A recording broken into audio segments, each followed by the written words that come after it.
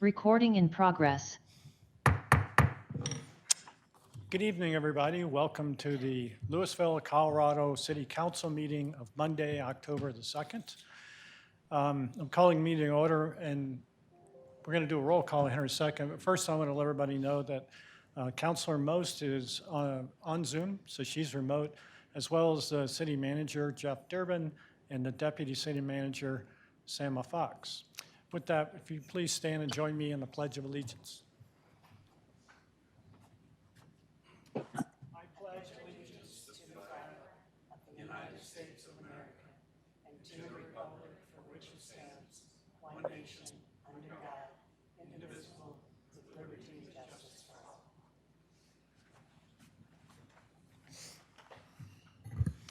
Thank you. Do we have a motion to approve tonight's agenda? We need to take a roll call. Oh, first. thank you. Mayor Maloney, Here. Mayor Pro Tem Fahey, Here. Councilmember Dickinson, Here. Councilmember Hamilton. Here. Councilmember Hefner, Here. Councilmember Lay, Here. Councilmember Most. Thank you. Here, and just so everybody knows, my Wi-Fi is a little sketchy, so I'm going to turn my video off. Hopefully that will allow me to hear everything and contribute. Thank you, Councilor Most, and thank you, City Clerk, for keeping me in line. Is there a motion to approve the agenda? So moved. All in favor? Aye. Opposed? Next is public comments on items not on the agenda and items on the consent agenda. This is a chance for anyone to speak on any item not on the agenda or any item on the consent agenda. Speakers are limited to 3 minutes. Please tell us your name and if you're a Louisville resident. Anyone in the chambers? Public comments on items not on the agenda or the consent agenda? Mr. Cooperman.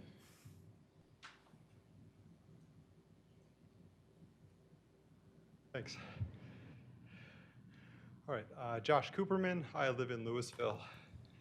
Wanted to make a comment about boards and commissions, given that later in the agenda there's some considerations of those, but my comment is not directly about those items. At least last year, the City Council took recommendations from boards and commissions about possible work plan items.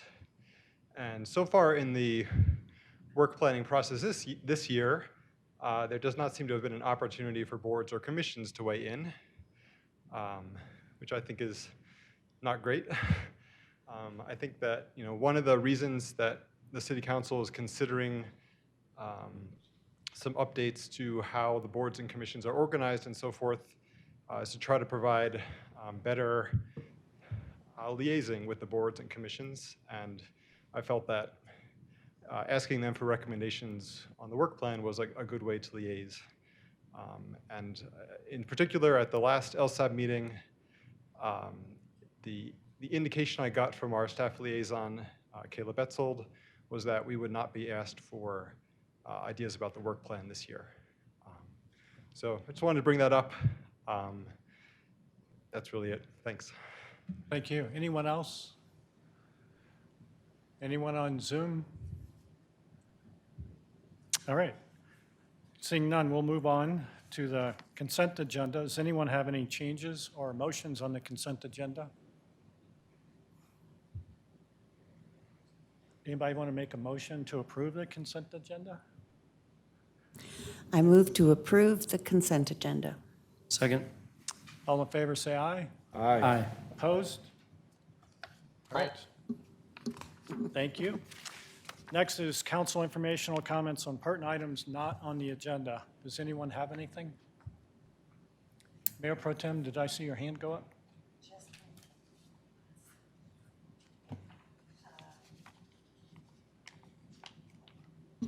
So there are a couple of things that I just wanted to mention briefly.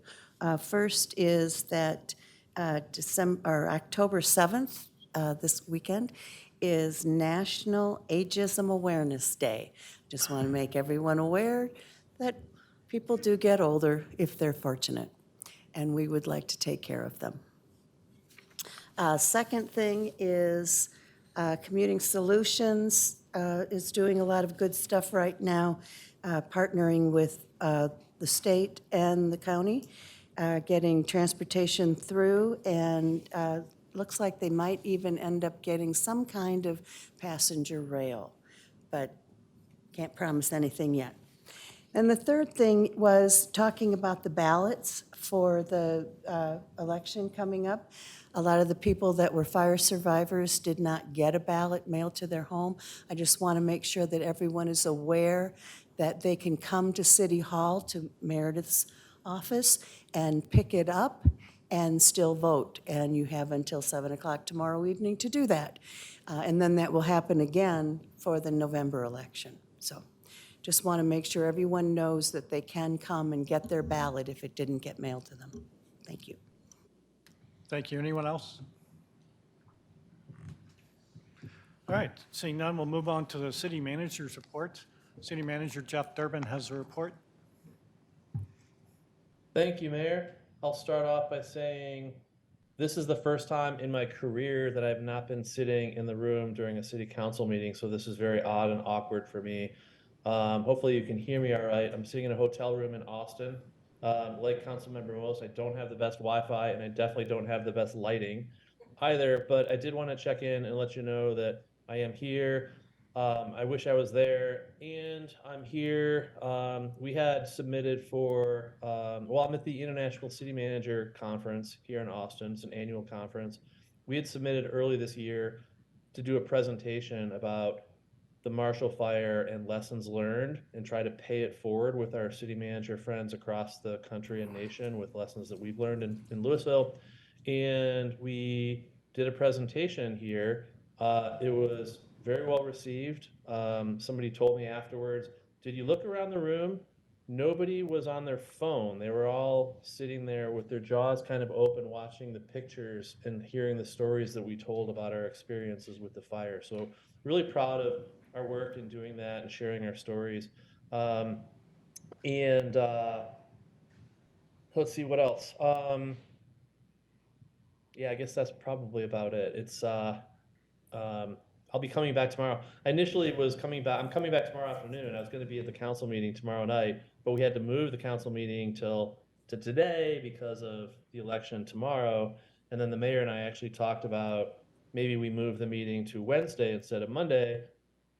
But the city is getting an award at Dr. Cog for all of our work on the Marshall Fire on Wednesday night. So we have to be there for that. So my apologies for not being there, but I'm really proud of the work that we got to do and share with the city manager community across the country. I actually had some questions from people, attendees from China and England and across the United States. So thanks for letting me do this remote. Thank you, and you're coming in loud and clear, so it appears your Wi-Fi is fine at this point in time. We're going to move on to regular business. First up is ordinance number 1858, series 2023, an ordinance amending Title 17 of Louisville's Municipal Code by the addition of a new chapter 17.26 titled Outdoor Lighting, and this is the second reading, and we have a staff presentation. Thank you, Mayor. Thank you, council members.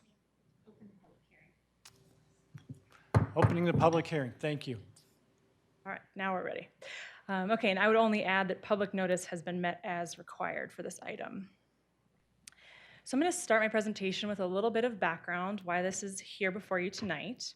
So first of all, this was most recently on the City Council work plan in 2021, and that is actually where some of the research and community engagement started, but then of course was put on hold due to the Marshall Fire. So it's back on the work plan this year. And so what is dark sky lighting? So put simply, dark sky lighting is lighting that is directed toward the ground and not up at the sky. But of course, it's slightly more complicated than that. And I actually just want to pause. Is everybody able to actually read these slides, or should we dim the lights?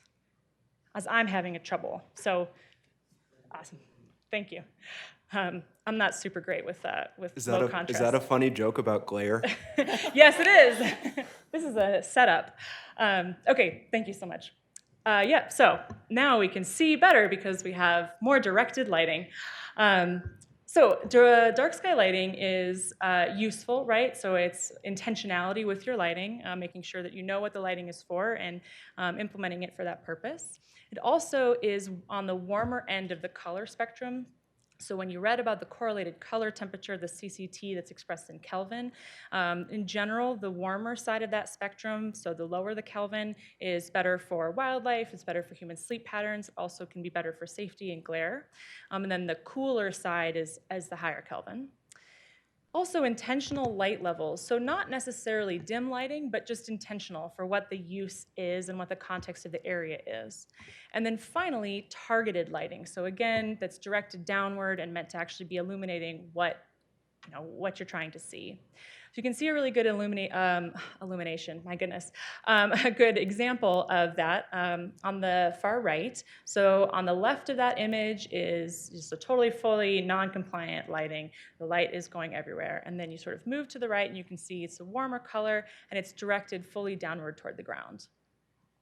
So there are a number of different benefits to dark sky lighting, and sort of the most famous are to curb light pollution, right? So all of that extra sky glow that has negative impacts sort of brings the lighting back down to earth, and then also can increase access to the night sky.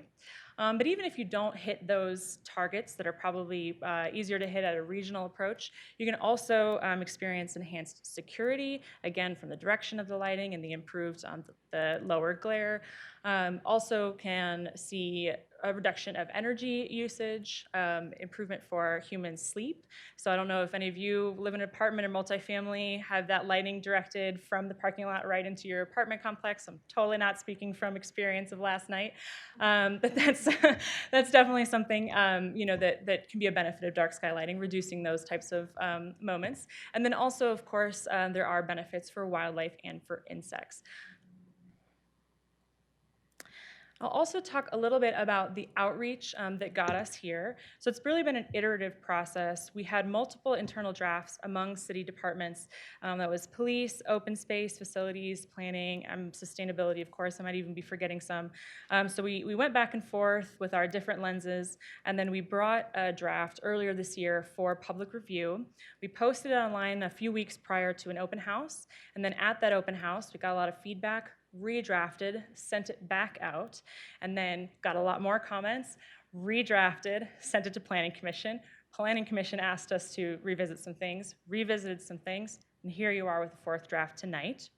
And so I think that's actually made it a lot stronger. It's gotten a lot of different perspectives on it.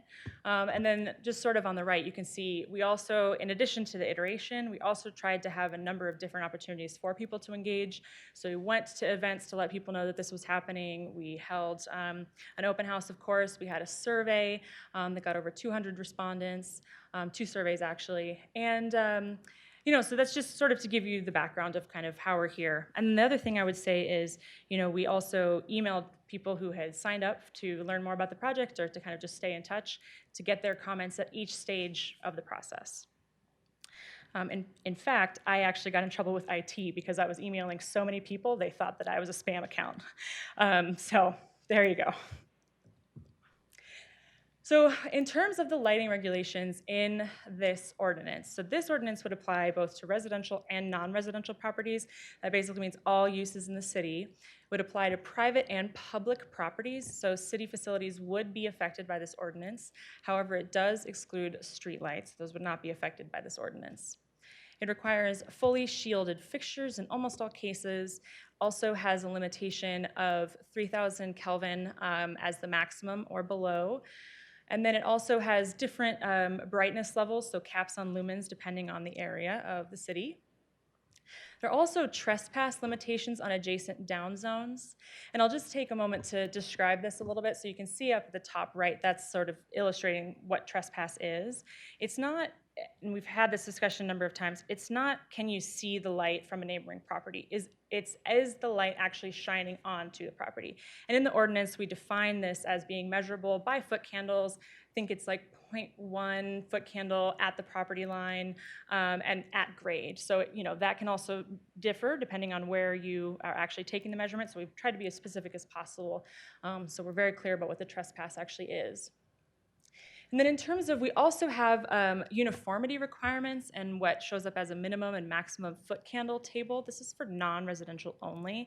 And this is really in response to enhanced security and making sure that we are putting into practice what our police department really wants to see, which is crime prevention through environmental design, the CPTED. And so that piece of the ordinance really was done in conjunction, in particular, with the police department. And basically what that means is that, any lighting that you show on a lighting plan, that you're not creating really bright pockets and really dark pockets right next to each other, because that can be a security issue, it can be a safety driving and walking and all that, right? It's the glare issue that we were just laughing about earlier. It can be very difficult for eyes to kind of transition between the dark and the light.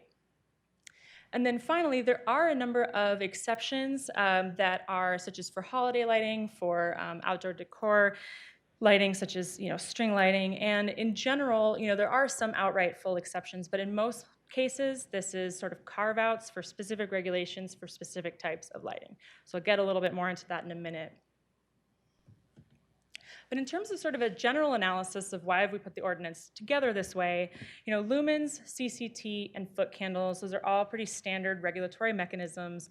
We've also tried to ensure that these are all things that are measurable at staff review, whether at building permit or development review, but then also have something that we can actually measure for compliance in the field, which would be those foot candle measurements.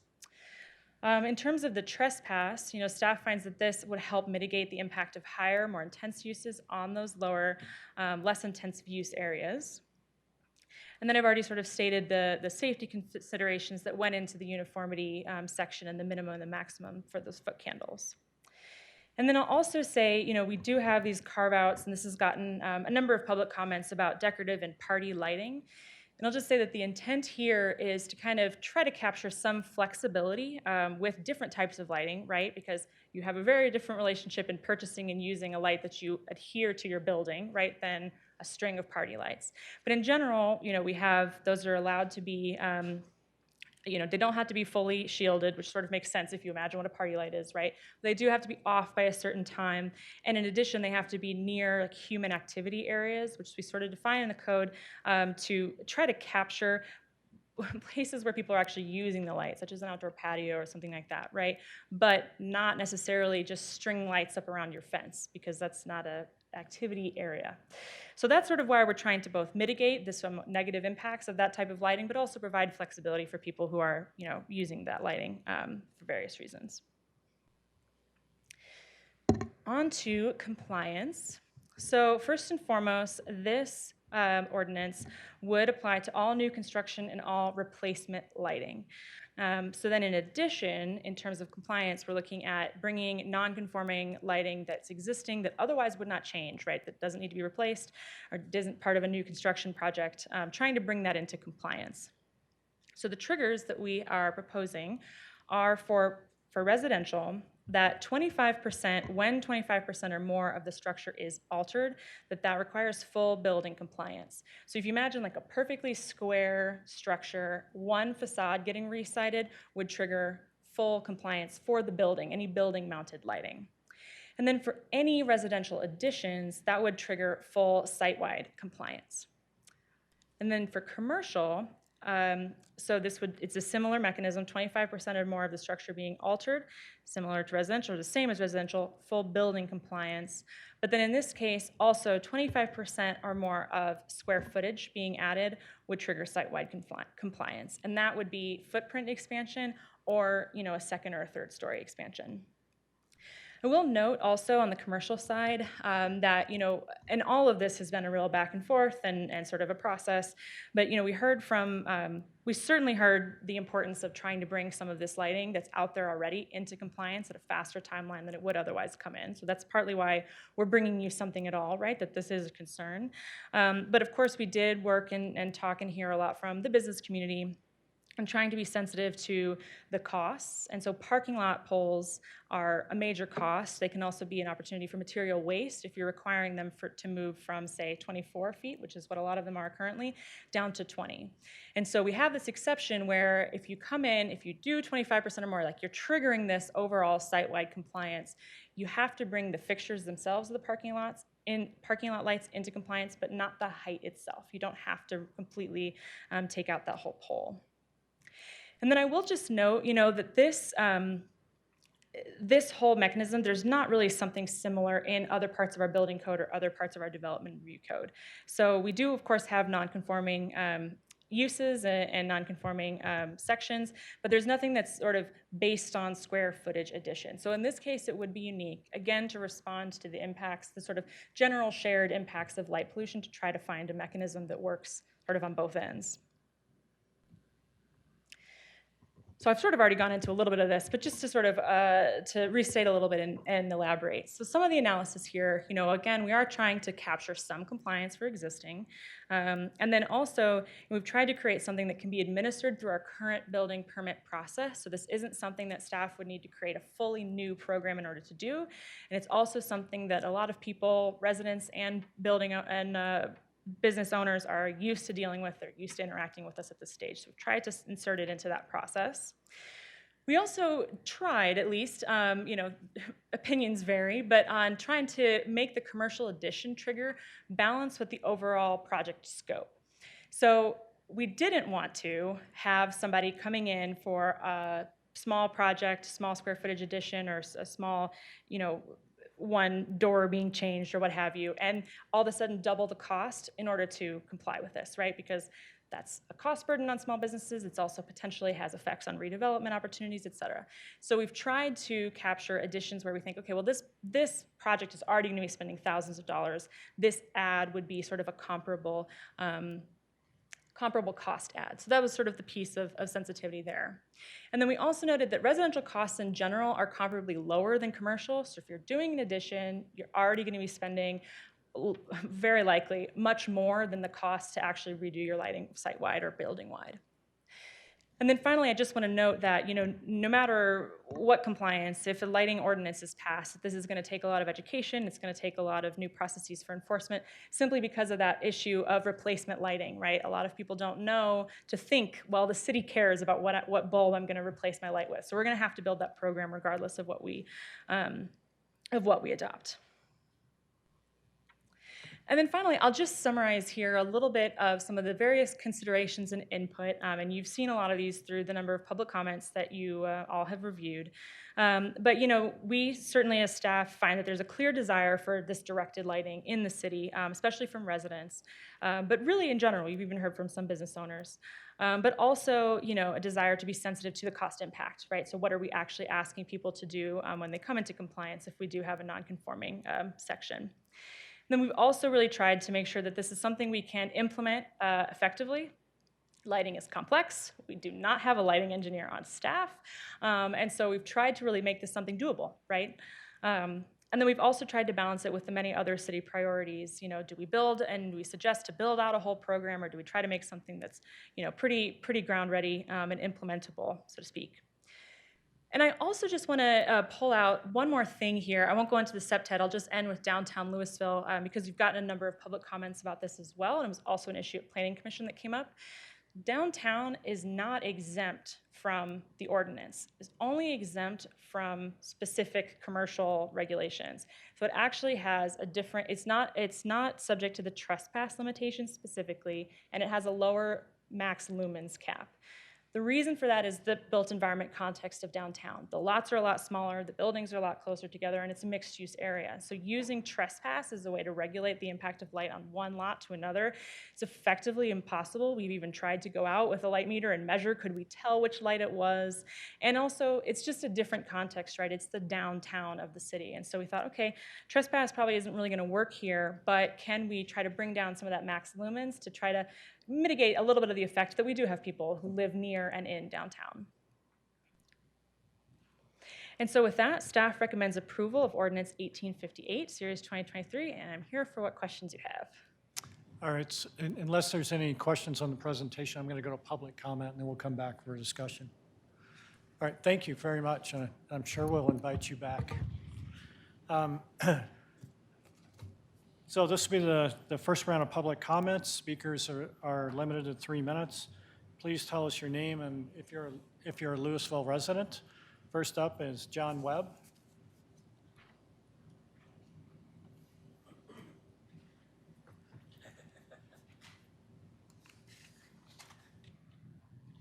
My name is John Webb. I've lived in Louisville for 31 years.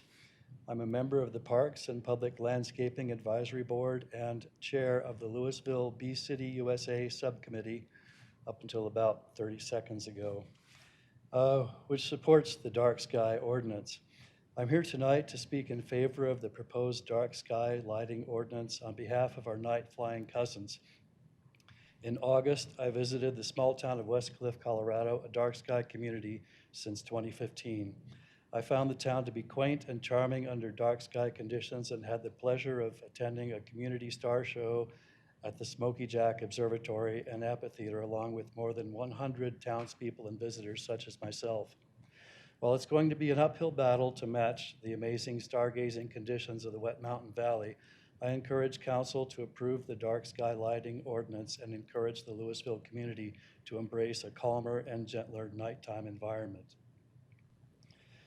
While the human residents of Louisville may enjoy improved views of the nighttime sky, reductions in sleep disturbance, energy savings, and reduction in nighttime glare due to reduced light pollution, I believe that the greatest benefit of reduced wattage and downward directed residential and commercial lighting will be to our night flying insect population.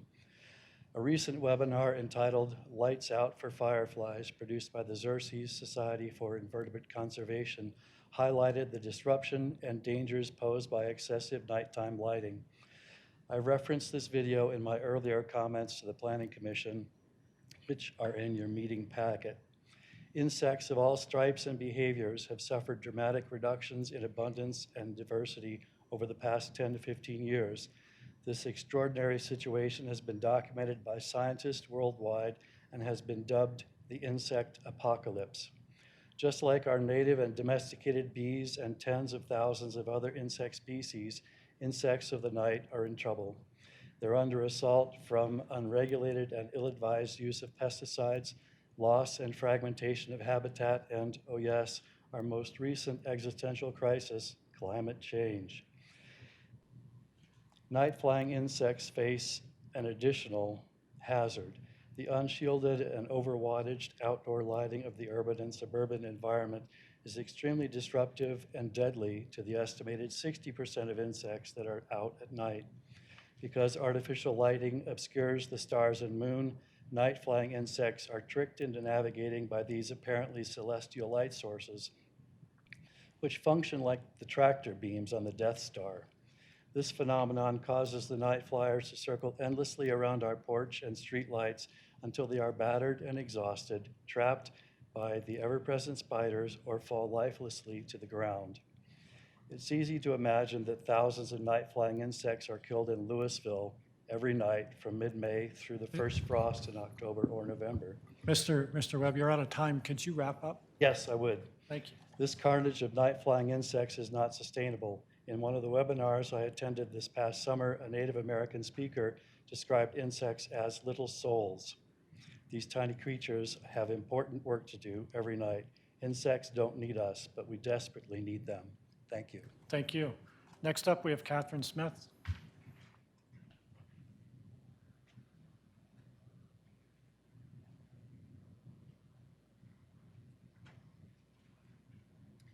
Good evening. I'm Catherine Smith. I'm a Louisville resident, and I'm here tonight to speak in favor of darker residential skies. I think the staff proposal has done a really great job of coming up with a good position with regard to commercial properties.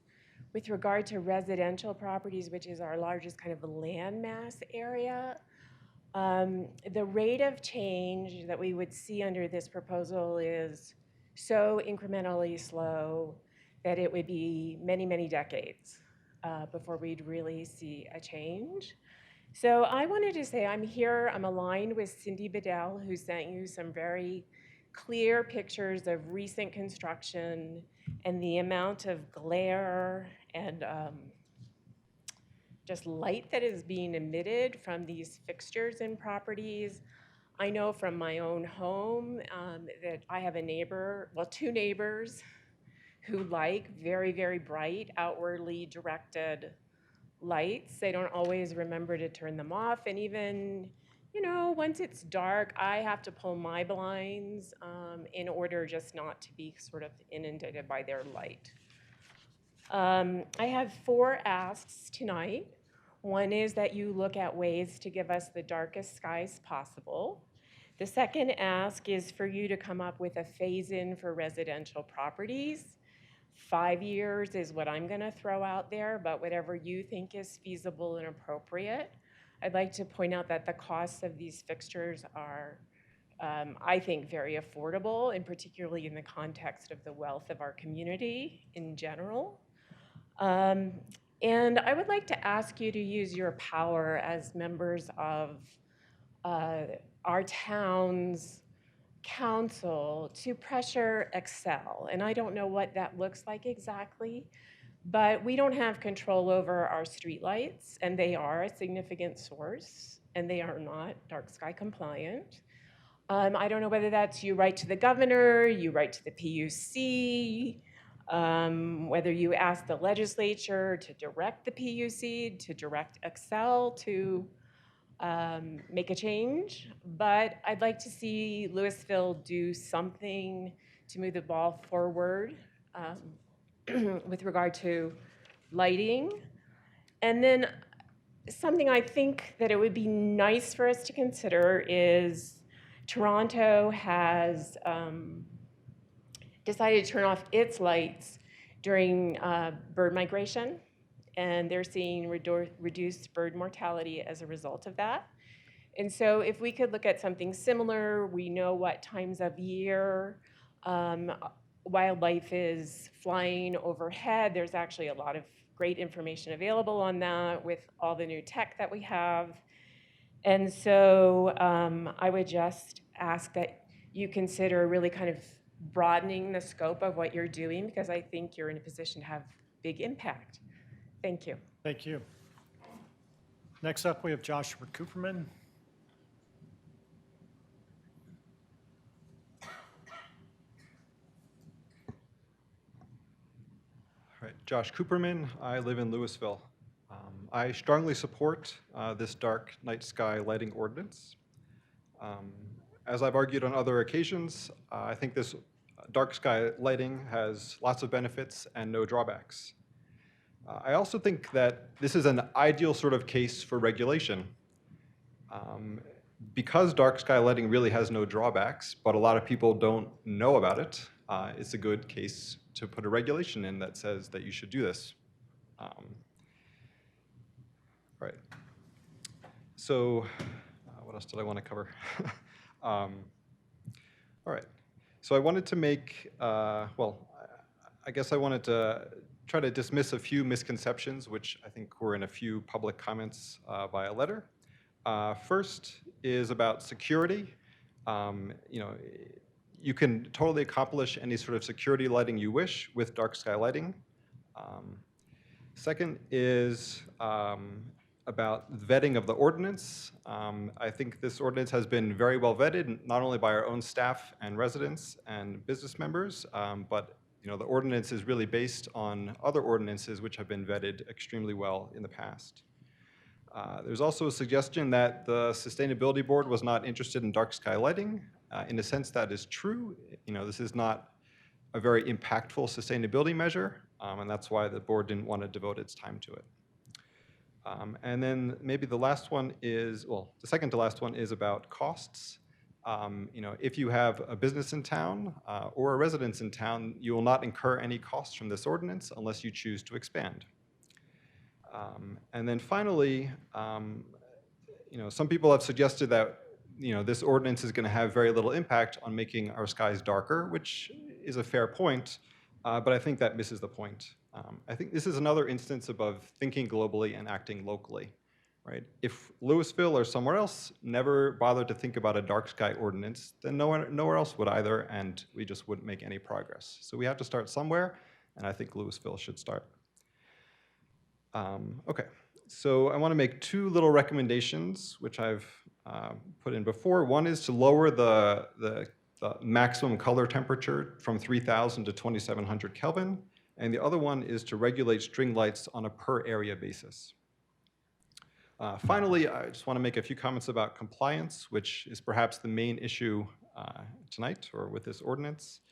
I would ask that you reconsider an amortization period, which was discussed quite extensively in 2021 when the City Council considered this before. Kind of in relation to that, right?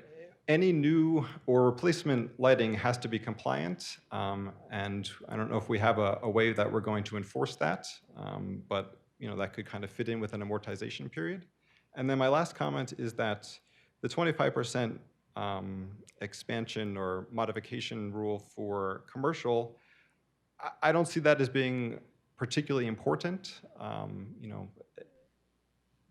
I don't think we're going to capture a whole lot of lighting with that rule, or if it were increased to 50% or something like that. So Thank it's not you critical. for your comments. Yeah. Next up, we have Sherry Summer.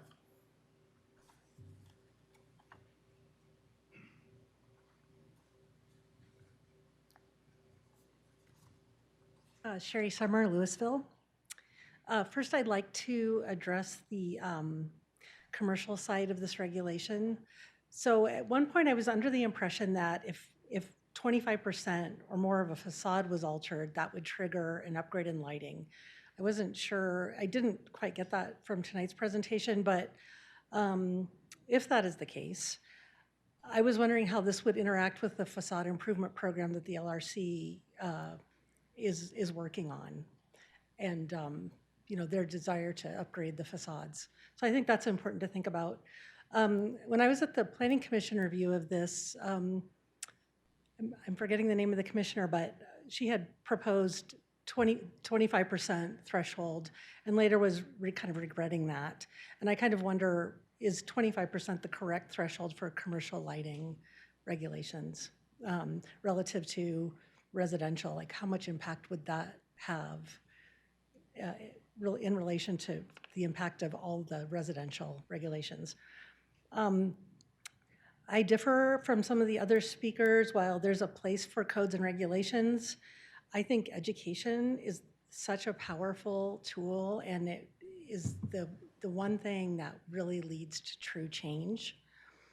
And so I love that this was mentioned tonight. And I also, I wanted to point out a couple things I've heard on the campaign trail. I hear a lot of people saying how much they love the activities in Louisville. They just love them and appreciate them so much. So how could we weave in an educational component into some of our activities, like such as Children's Story Hour, or maybe some displays at the library, or a mural? I think that would be important, because the other thing I've been hearing is sometimes I'll ask people what their concerns are, and they'll say, why does the city want us to change out our light bulbs? And so I feel like this is not like an obvious topic for most people or many people. It's a small sample, but I do think we need to rely on the power of education.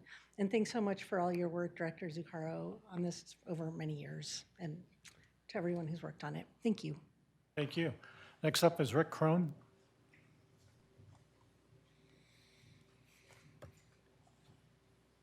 Mayor, Council, sorry I'm late. I'm Rick Crone. I'm the president of the Downtown Business Association and have been for the last glorious 5 years.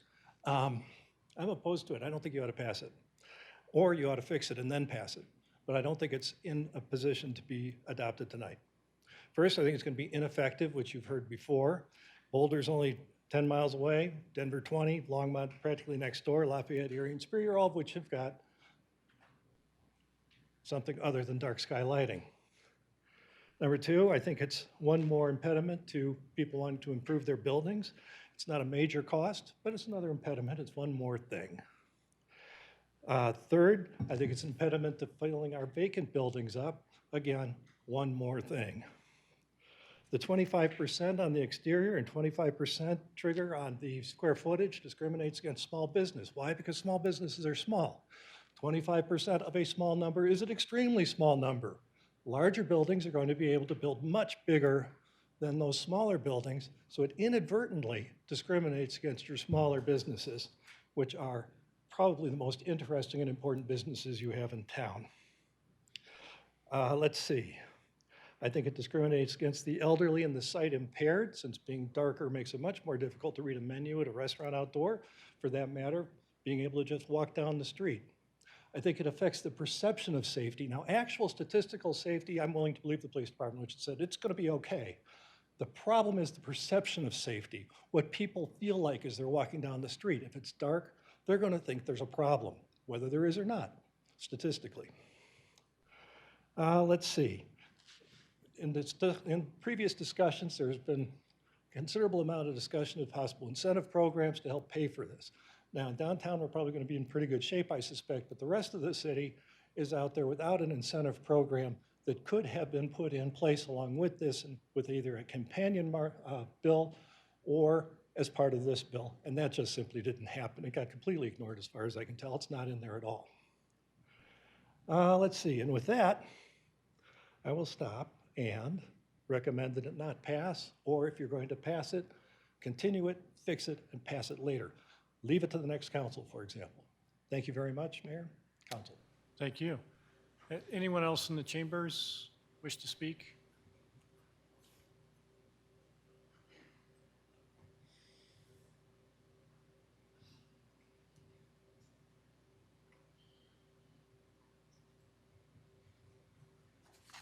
My name is Andy Johnson.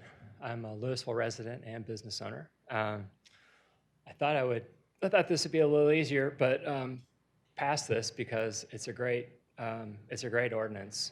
It's important.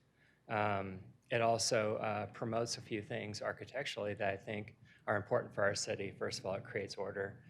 It has a higher level of aesthetic value, and overall, I think it creates a generally better environment. Here's what I didn't expect to have to say, but I think that dark sky is probably improperly named. It does not mean less light. It means better lighting. It means designed lighting. It doesn't mean you throw a wall pack on the wall and that's how you get to your back door or the front door. It just means that we're going to put more thought into how we light our buildings, including our homes. All of this has been happening for a very long time. We're just kind of getting caught up.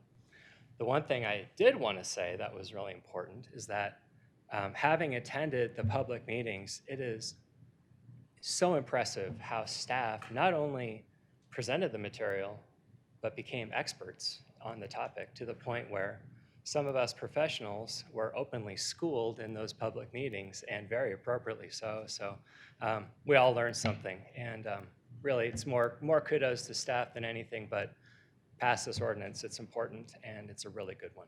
Thanks. Thank you. We're going to go to Zoom. It looks like first up is Rick and Ruta.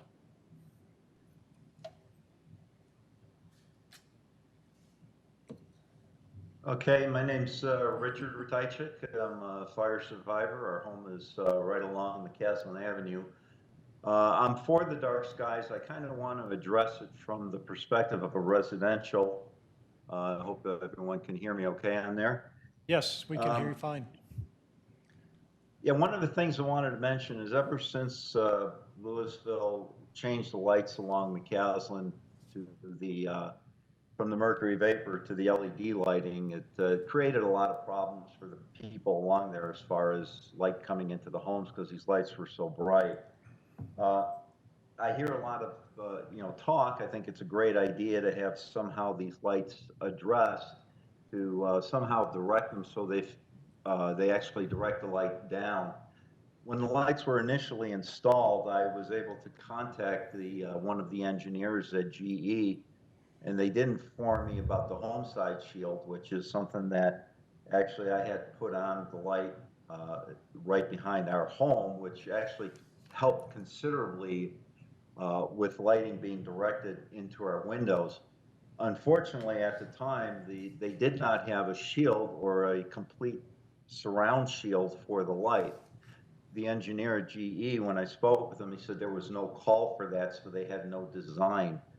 As far as those lights, I've seen in other areas, especially in San Diego and San Francisco area, they were able to put in shields around those lights so the light actually just would be directed downward and you would not see any of the light coming from lights across the street or down the street in your windows. And I'm kind of hoping that that's something that is taken into consideration with the dark skies, because these LED lights along McCaslin, and considering McCaslin has a downhill slope or uphill slope, depending on which direction you're looking at it, really impacts lights going into people's homes. So either if they're going to replace the lights or speak with, try to get a hold of GE, find out if there's some kind of development where they can actually put a shield around those lights where they would actually help direct the light downward and not have any light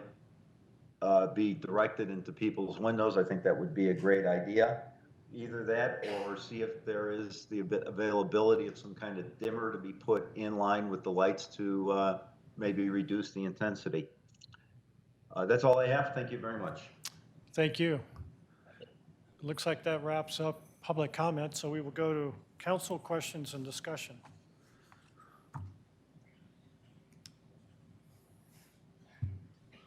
That's all I wanted to say. Councilor Hefner has a question. I have two questions, actually, and I hope they'll both be brief. One is as far as a residential addition, I don't see a definition for that. Can you just give us a sense of what, maybe that's a dumb question, but what constitutes an addition? Is there a certain type of project? I mean, I assume repainting your house doesn't count. Right. Yep. So it's based on our building permit additions. And so, yeah, painting your house wouldn't count. And the obvious things would, right? Any addition of square footage beyond what you have existing.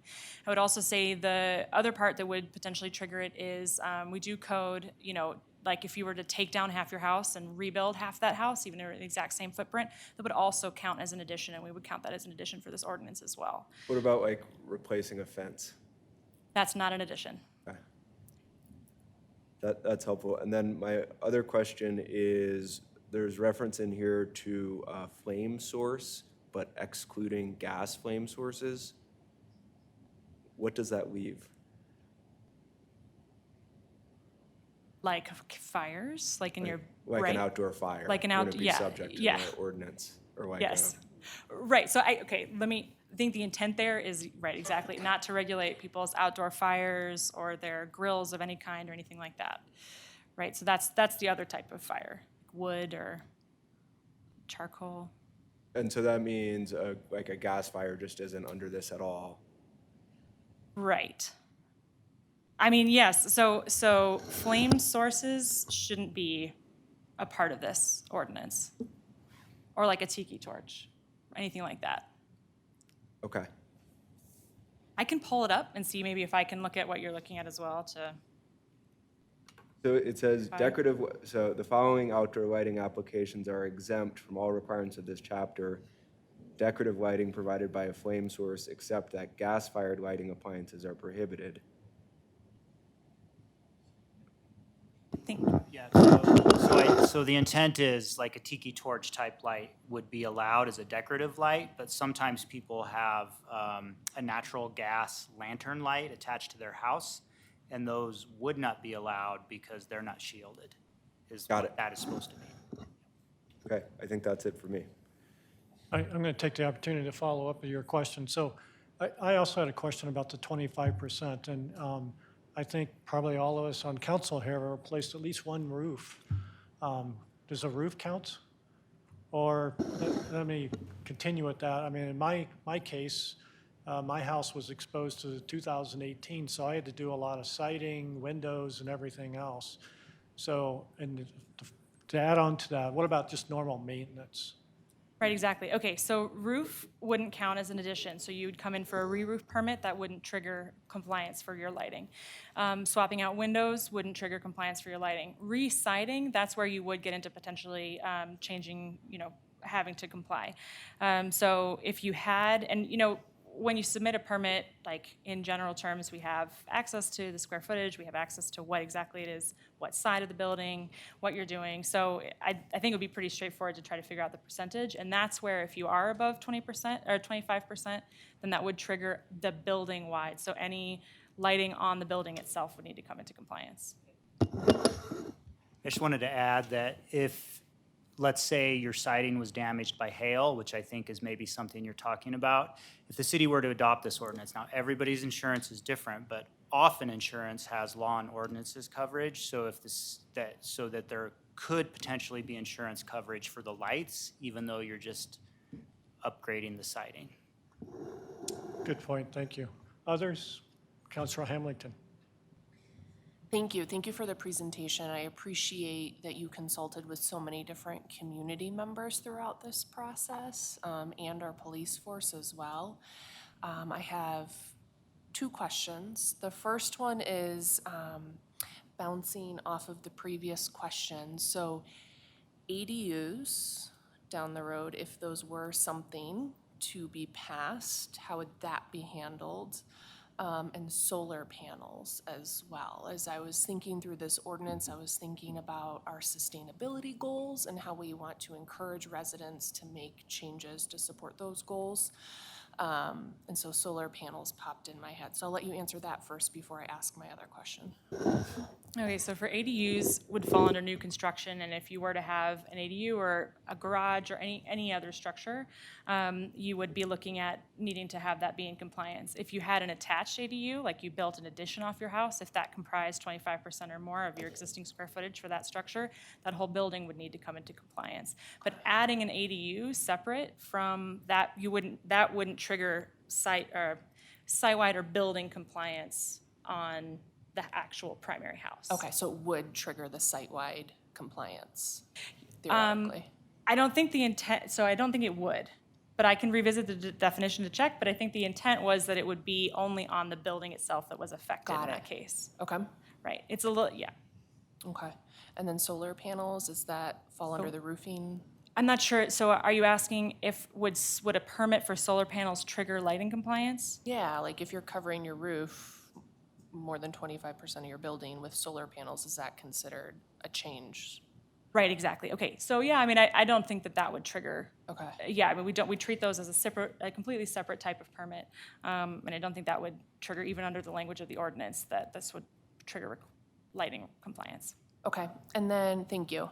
My second question is, help me understand why there's not residential light trespassing included in this code. Yeah, that's a great question, something we've talked about extensively. Certainly, I will say that we have heard from a number of residents interest in trying to regulate the lighting that they experience on neighboring properties, of course, right? That goes to the sleep and just general enjoyment of your property. So certainly an important issue.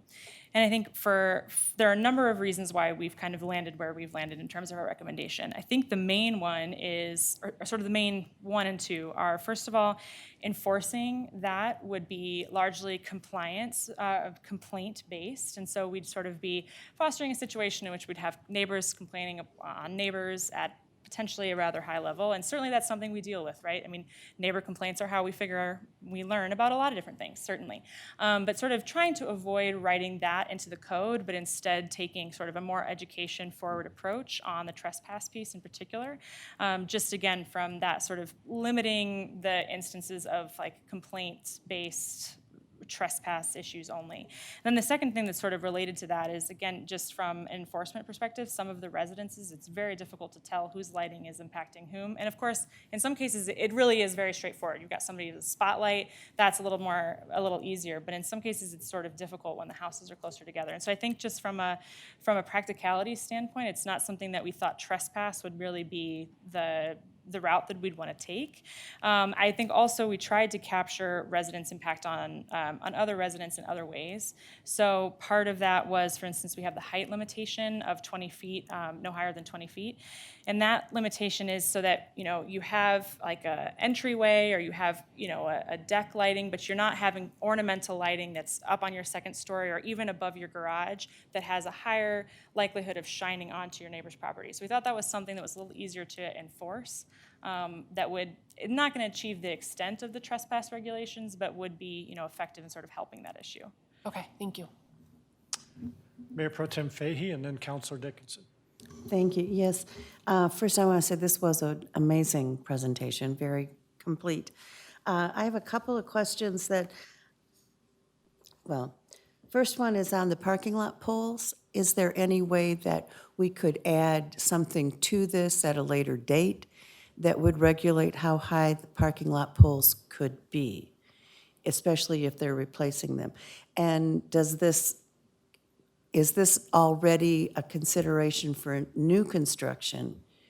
So new construction, the poles have to be under 20 feet. Right, okay. Exactly, yep. Okay, that's my first one. Second one is the streetlights are owned and operated by Excel, are they not? Correct. And do we have any authority to tell them that they have to be under 20 feet and shielded? So I will turn this to Director Zucchero, who's worked a lot on the streetlight issue. So I think that certainly the city can work with Excel. They have limited options, but they have some options. And we recently changed out the majority of our decorative streetlights in the entire city to go to LED lights. They are dark sky compliant. We worked with them to put on back shields. There's still a lot of line of sight glare. So your question about could we have them do lower poles? I think if we would have to pay them to do it, and then I think we have to have some consideration about light spread. So lights in the neighborhoods aren't intended to light the entire street, but when they're taller, they light a bigger area. So, if you're trying to light an intersection or an area for safety, if you lower it too much, you have less light spread. So yes, we could, I think is the direct answer to your question. If we wanted to pay for it, they probably have options that are smaller. Okay. I'm just saying that in our two-story house that we lost in the fire, there was a street light right at the bottom of our driveway that shined right into the bedrooms. So, then the last question I have is on the timing of the lights. You said something about requiring that lights be turned off, like from, midnight to 6 a.m. or something. Is that something that we can add into the ordinance now, or would that be an amendment or something later down the road? So the only curfew is for unshielded, like patio string lighting, or not literally patio, but string lighting. So it's 11 p.m. for residents as drafted, and then it's closing or 30 minutes after the conclusion of activities, which would cover like somebody closing up shop, right?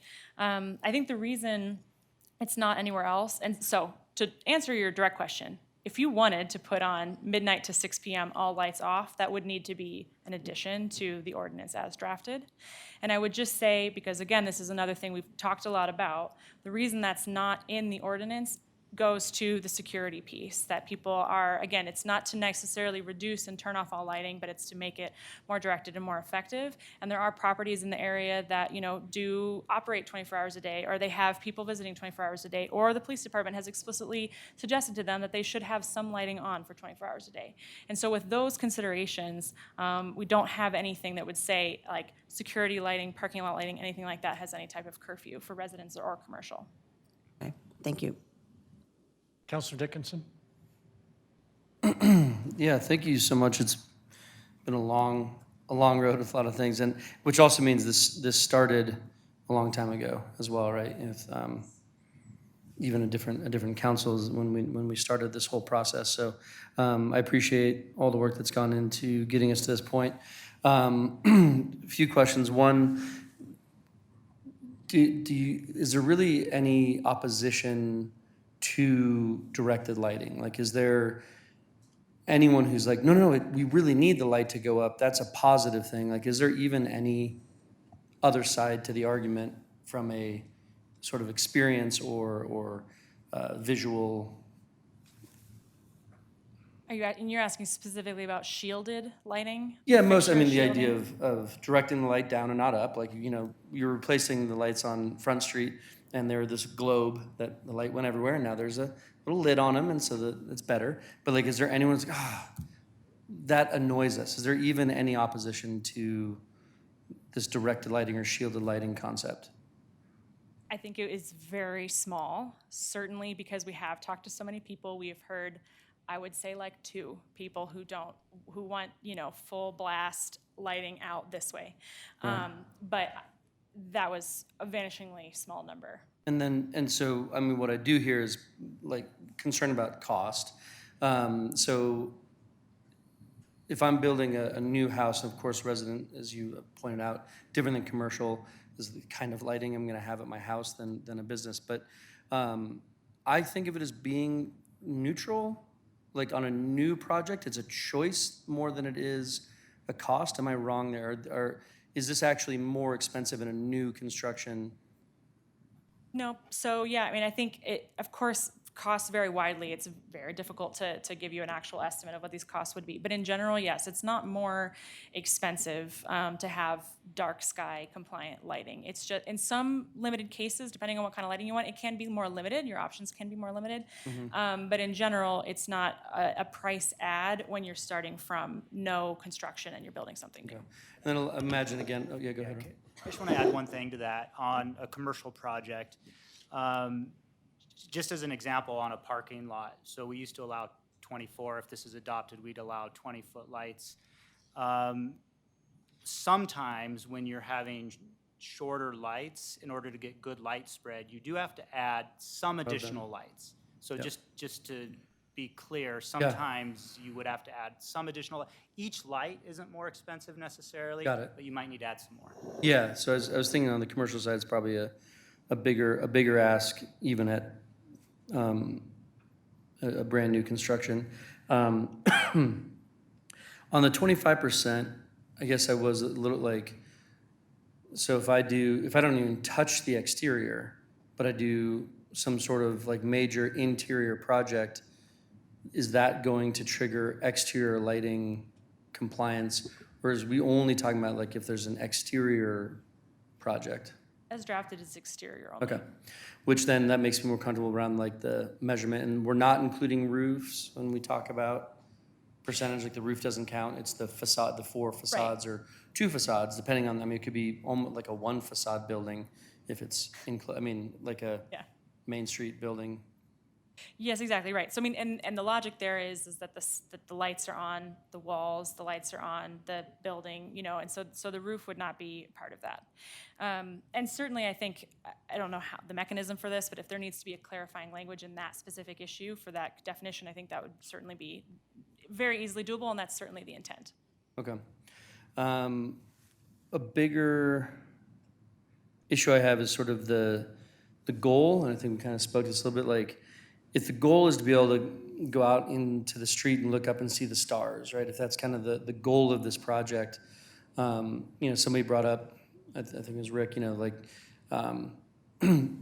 Boulder and Denver and Broomfield and Westminster are having a major impact on my ability to look up and see the stars, right?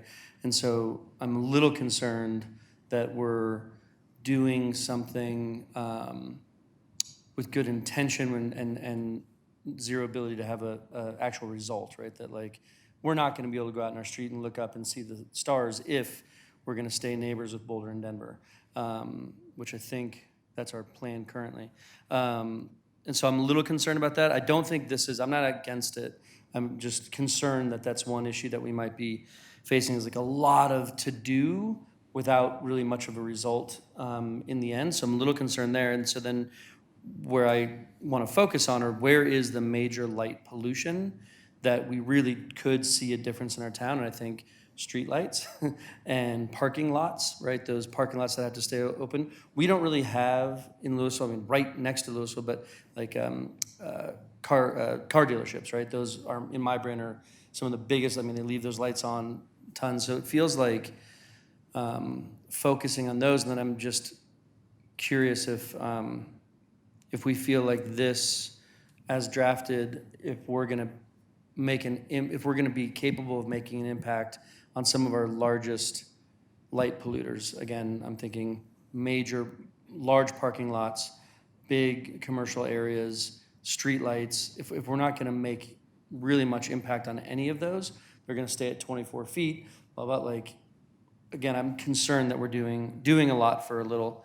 Let's see if there's another question. Again, I'm excited about what incentives we can bring to this as we roll it out. And as Council Member Mayor Pro Tem Fahey was saying, you know, the education piece around, you know, getting people to comply. Because a lot of this, again, as written, we can talk about if we want to change things.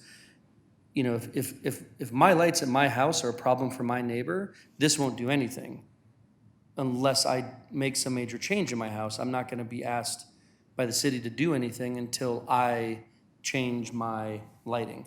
or do an addition. And so I think there's gonna be some confusion with some of our residents, like, hey, we just passed a dark sky rule and my neighbor has this light that I wanna see dimmed. It's like, well, no, we're not going around and changing lights that are already in existence. Like, okay, what did we just do? Then like, what was the point of it? Like, well, if your neighbor rebuilds their house, like, okay, cool. So I just, I'm concerned that, I want this to have an impact, and I'm thinking that we might have I don't actually have a problem doing this. I don't know if I'm too early on this section of the conversation, but I don't have a problem doing this. I just don't think it's enough, or I don't think it's gonna have the impact that we actually wanna have. So like an incentive program to get people to change their lights out, an incentive program to get people to comply with these concepts, like an education program, a dark night event where everyone turns the lights off, or, projects where we display the difference, right? Like trying to figure out ways to actually make a big difference. I think this is going to help it kind of feels like a no-brainer. When a new house is built, like, well, this is the lighting code. This is how you do it. This is the better way to do it. That's easy. It doesn't even cost you more. Just do it. But how do we actually get a result from this where the work, all this effort, all this work, all this community engagement ends up having an impact? Councilor Lay? Yeah, thank you for the presentation, because this is, clearly a lot of work has gone into this and a lot of public process, and I appreciate that. And it is kind of nice to hear Andy Johnson say he's getting educated by our staff on that, because that's not a bad thing at all. So thank you for that. I guess I have a couple of questions relating, a number of questions. One is, I'm looking at section 1726.030, which is applicability and scope, and I'm looking at the non-conforming status, that all existing outdoor lighting that was legally installed before the effective date of the chapter that doesn't conform shall be considered non-conforming, and it's allowed to remain. So if it is purchased but not yet installed, for example, in the instance where somebody, and I'm thinking fire survivors, if they've purchased some of this, but they haven't installed it because they're not finished with their house or something like that, how is that going to be treated? It sounds like they are going to have to purchase something different. Is that right? So I think in general for any permits, and those permits included, any permits that we have in process currently, I think the way we've been thinking about them is those would not be subject to this ordinance. But I think if your question is somebody who hasn't yet submitted a permit but who's already gone ahead and purchased their lighting, I think by as drafted, they would be subject. They would be required to comply. So I'm really not sure how many instances, but that certainly could have occurred. Yeah, and that may be a sort of counting angels on the head of a pin. It may not be something that even occurs. I just don't know. Is that something that in building people have done? Because, I know that some folks have purchased a whole bunch of stuff, or they did early on because there were supply chain problems and things. And I guess I would hate for people to have to go back and redo that if they had done that. And I don't know whether, that could be a small drafting change if that happened, but I just don't know how widely. I have absolutely no data to suggest that that's going to be a big impact. I just wondered about it.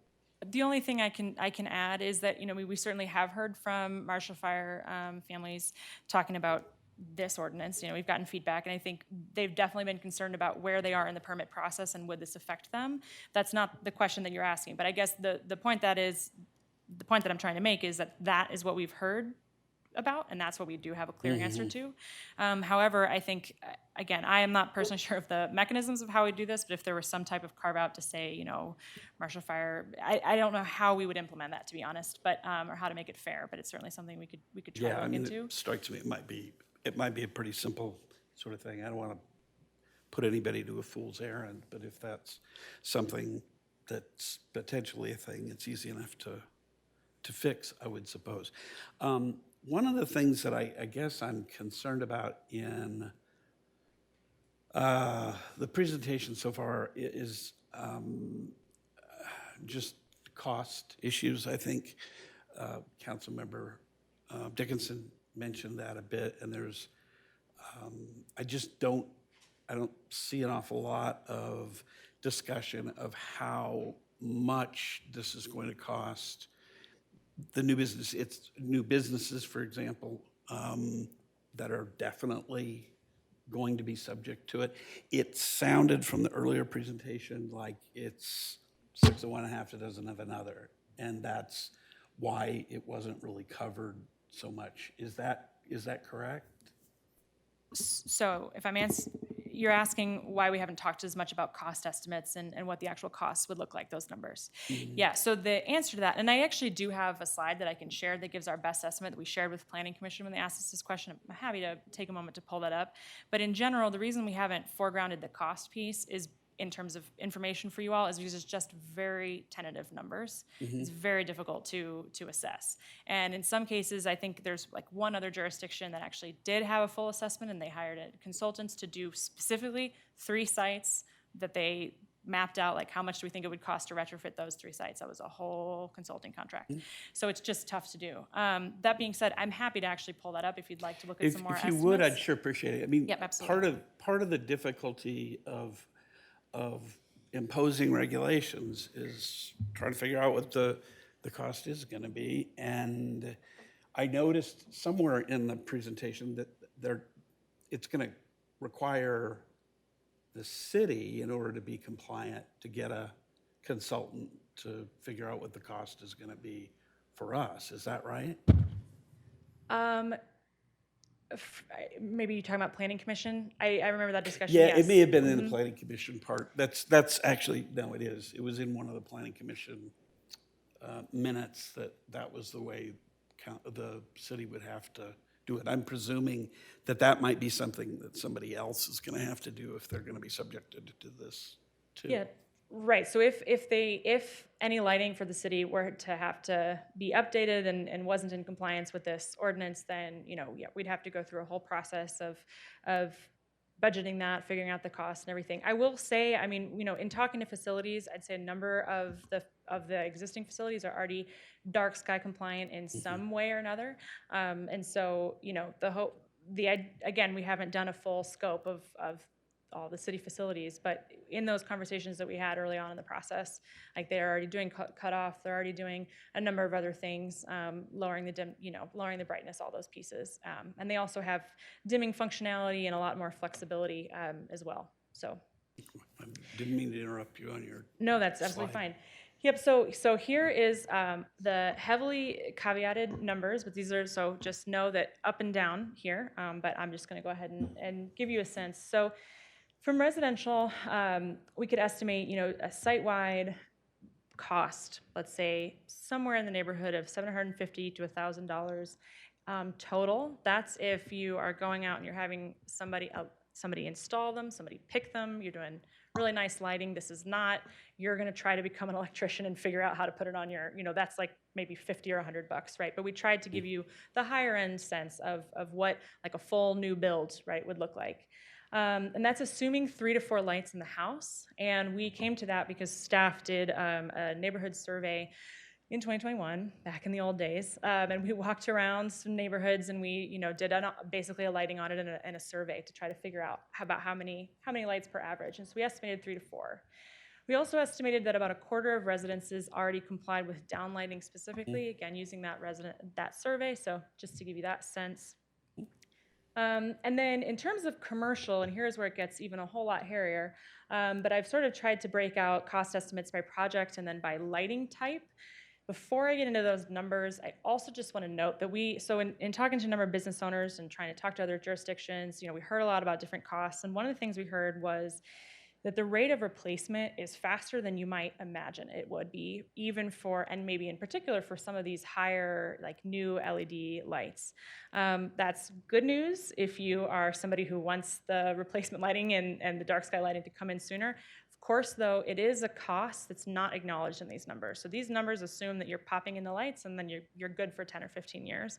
But what we're seeing is that, you should expect to replace your bulbs and maybe even, not really your fixtures, but especially the wall packs and the bulbs and the lighting, within 5 years in some cases. So just to note that this might even go higher depending on what kind of lighting you get and kind of what your rate of replacement is. So with all that said, an estimate of a 3-story apartment with about 100 parking lots, $76,000 for a full retrofit. So retrofitting all the lighting to be dark sky compliant, again, not with this code, but with a comparable code. And that is also all inclusive. So, soup to nuts, labor, materials, everything. And for a 28,000 square foot office space, also including parking, but just not really sure how many spots that was, $119,000 retrofit. What accounts for the difference between those two numbers, I do not know. I wish I did. But that is also a full retrofit fit and all-inclusive. And those two numbers are from Fort Collins. That's the jurisdiction that did the estimates. And then also, we got some estimates from folks here in town about work that they had done recently. We had an example of a 2-tenant strip mall area, a partial retrofit that cost $8,000, and that was materials only. So let's say about half of the building cost, and again, not labor, that's just the materials themselves. So, you can see this is a cost, right? This is definitely a cost. And then also just to give you a different way of looking at it, if you're looking at materials only, so soffit lighting, you can imagine $50 for soffit lighting, $300 for a wall pack, sorry, I'm close. And then $770 for a parking lot light, and that is the fixture only. So it doesn't include redoing any of the poles or anything. So those are some numbers to think through. No, that's helpful. And right now, are there any incentive programs in place? I may just have missed this in the previous. No, and I'll say again, the incentive part, it's the reason that we don't, it doesn't go in an ordinance, right? We wouldn't put the incentive program in the ordinance, so that's why it's not in the ordinance. But also, and we have talked a lot about this, we've talked to PACE, we've talked to Excel, we've talked to other jurisdictions, and so certainly we've done a lot of legwork. We haven't shown it to you now because we don't know what's going to be adopted, right? We don't know what the incentive program is that we'd want to approach. But I will show you, this is some more information that I prepared for Planning Commission. There are rebate programs that other jurisdictions have adopted. In general, I'd say they tend to be the communities that are actually achieving that light pollution, dark sky level, right? So a little bit different than what we'd be aiming for here. But that dark sky is important to their tourism and their sense, their identity, so to speak. Moab is a great example of this. They actually, however, have a private community group that funds their rebate program. So they don't have another jurisdiction or government or anything program that they're pulling from. It's community organization that gets them those dollars. And they have $100 for everybody and $200 for income qualifying group. But again, that's not something that we or you all would necessarily have control over to follow that model. And then I would also say, we talked to PACE and Excel, as I mentioned, and these are some rough estimates, but I'd say a combination of PACE and Excel covered about half of a recent $16,000 update project that included lighting, but was not limited to lighting. And PACE rebates are capped at about $20,000, and in general, Excel for the total project, and then general Excel's rebates come in a little lower than that. So certainly there are options. The other thing to note too about I'm pretty sure it was PACE, they are kind of first come, first serve throughout the year. So once they run out of that money, they run out of that money.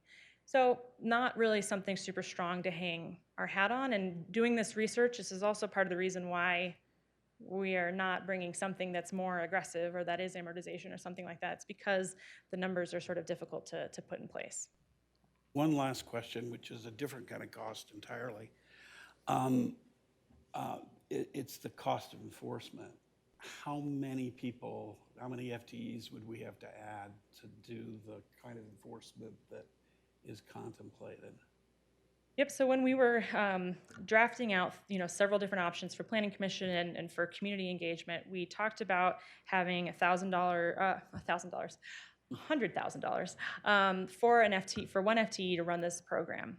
Honestly, that would be a busy job, but it would be a job, and that could run from an enforcement program, but would mostly be something that we'd have with our existing code enforcement actually doing the work, but having somebody to implement an amortization program or a more aggressive type of enforcement program. So I don't know if that's exactly what you're asking, but going sort of to that higher level, that's what we estimated to have one person implement, education and get people in on a 3 to 5 to 10 year amortization timeline and all that. So in terms of what it would cost for enforcement for this, we've tried to slot it into what we have currently. So our idea, right, is to, and again, if this gets passed tonight, if this gets passed ever, the next day, we're talking about what the program looks like. It includes education first and foremost, because getting out in front of people, replacing their lighting and updating their lighting, that's the most cost-effective way to do it. We do already have a really nice, robust dark sky program that the open space currently runs that we've started to partner with, and we'd like to expand from there. So we've got materials, we've got a lot of stuff ready to go. That's the most cost-effective way to do it. But certainly, we have a new code enforcement officer in planning, and we try to slot that into what her work already is. Although, of course, she is very busy. So, just realistically, yeah, it's tight. Okay, thanks. All right, we're going to go to the second round of public comments. Thank you very much for all those answers. Anybody in the chambers? Second round of comments? Seeing no hands. Anybody on Zoom? Oh, I'm sorry, I missed one. Seeing no one on Zoom. So first up for going back to council will be Councilor Most.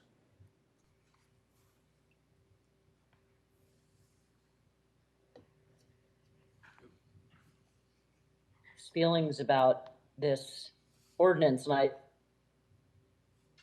talked to fellow council members, I talked to people in the community. I think now I may be more confused on where I stand. It sounds like there are some good things in here, and then it sounds like it's not really enough to be truly effective. And so that kind of gives me some pause, because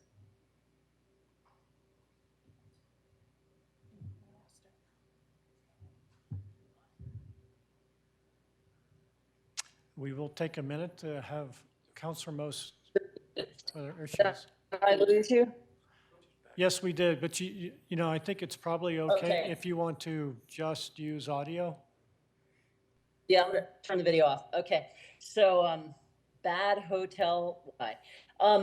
Yeah, I mean, I guess the thing that's interesting to me is I hear a lot of different opinions, pro and con, from both sides of what you would consider normally like both sides of this issue. So, my first explanation was, well, it's not really strong enough to be meaningful. I think we have to be mindful of the obviously impacts of an ordinance like this. I guess initially I was disappointed that we weren't doing anything about light intrusion on the residential side. As someone who had a really unfortunate situation with this in Boulder, where when I asked someone to not, to move their light so it wasn't shining in my bedroom, they intentionally did it to make it worse. I guess, but that's a whole nother level of issue. So I guess I'm just really interested to hear what everyone else thinks. I'm listening to the questions, and I'm just wondering what everybody on the council has, what their sense is, because I just have a strong inclination at this point either way. Thank you. Others on council? Councilor Hefner? So I'll tell you, I've been listening carefully as well, and especially having just seen some of the costs, which I think were higher than maybe I had in my mind. and also hearing what I thought were pretty thoughtful comments on the importance of the education piece. I wonder if we shouldn't all consider some sort of phase-in period where these start as design guidelines. They're not mandatory, they're guidance. Test it out, see what kind of results we get. We don't hire a six-figure FTE to implement the program, which, you know, we shouldn't really do given our recent budget discussions, and try and get some experience with this before we impose a standard citywide. I know there's a lot of feeling of urgency behind this, and I want to be sensitive to that. But at the same time, I don't want to jump into something that, you know, maybe has some kinks that need to be worked out or some learning that we all need to do, and certainly give the community time to understand what the idea is here. So I'd certainly be interested in reactions to that. Others? Councilor Hamilton? So I just want to reground us in that at the beginning of her presentation, Amelia mentioned that there are benefits even if we do not achieve 100% dark sky lighting goals. So, and she listed off a few examples. So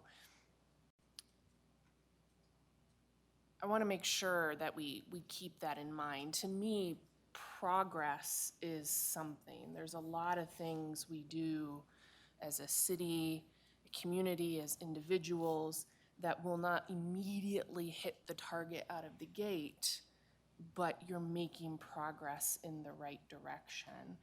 And I do appreciate how it's currently written, I think does try to address some of the cost in a cost-conscious way. What was not, I don't think, included in those slides was the delta between what it would have cost without the ordinance and then what it would cost with the ordinance. So yes, those numbers looked high, but what was the delta based on not having to do dark sky lighting? Was it $100,000? Was it $5,000? Like for me, yeah, the numbers were high. I will acknowledge that. But what was it compared to otherwise? So I like this ordinance. I think it's good progress. It also gives some teeth for those residents who live near commercial areas and have light trespassing. And then as far as the FTE goes, so as it's written right now, it is not proposing hiring a six-figure FTE, right? Correct, yes, I'm sorry that I was confusing. That is only for we tested out more aggressive amortization, right. But as written, there's no FTE request associated. Okay, because I hear you, Councilmember Hefner, on the cost as far as the FTE goes, but that's not an issue with this particular draft. But maybe I misunderstood that. I was hearing that was to enforce what this ordinance is. Totally my mistake in saying it in a confusing manner. It is not related, it is not part of this ordinance as drafted. Okay, just wanted to clear that up. So yeah, I just wanted to bring us back to what's the goal. I liked Andy's comment about maybe we're mistaken on calling this dark sky lighting. It's really targeted lighting, better designed lighting. So yeah, I hear everyone on these thoughts, but I think progress is better than nothing at this point. And I like the way the progress is planned out here from a cost perspective, honestly. I'm going to jump in, take an opportunity, be in the middle of the conversation. So the 1/4 of the homes, I think it was related to a program, I believe it was like 2016 or something along those lines. I know I was on council when it actually happened. It was a staff initiative to do some education, and they also worked with Lowe's. Lowe's would mark, lights that were dark sky, and they were giving 10% off. So I was one of those people that went over to Lowe's, did it myself for probably $120. And, so my 3 lights on the outside of my house are compliant. So I'm probably one of those 1/4 that got counted. So that was a good program. And, my feeling on this is I think targeted lighting, thank you for the new wording. Everybody calls it dark sky, though. So my concern is much less with residential. My concern is about what is the cost impact to businesses.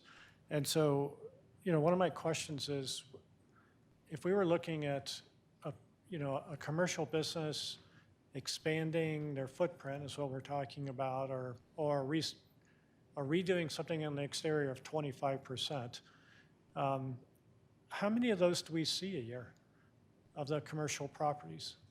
Yep, so I do have those numbers. I'll have to log in to get them exact, but it's not that many, actually.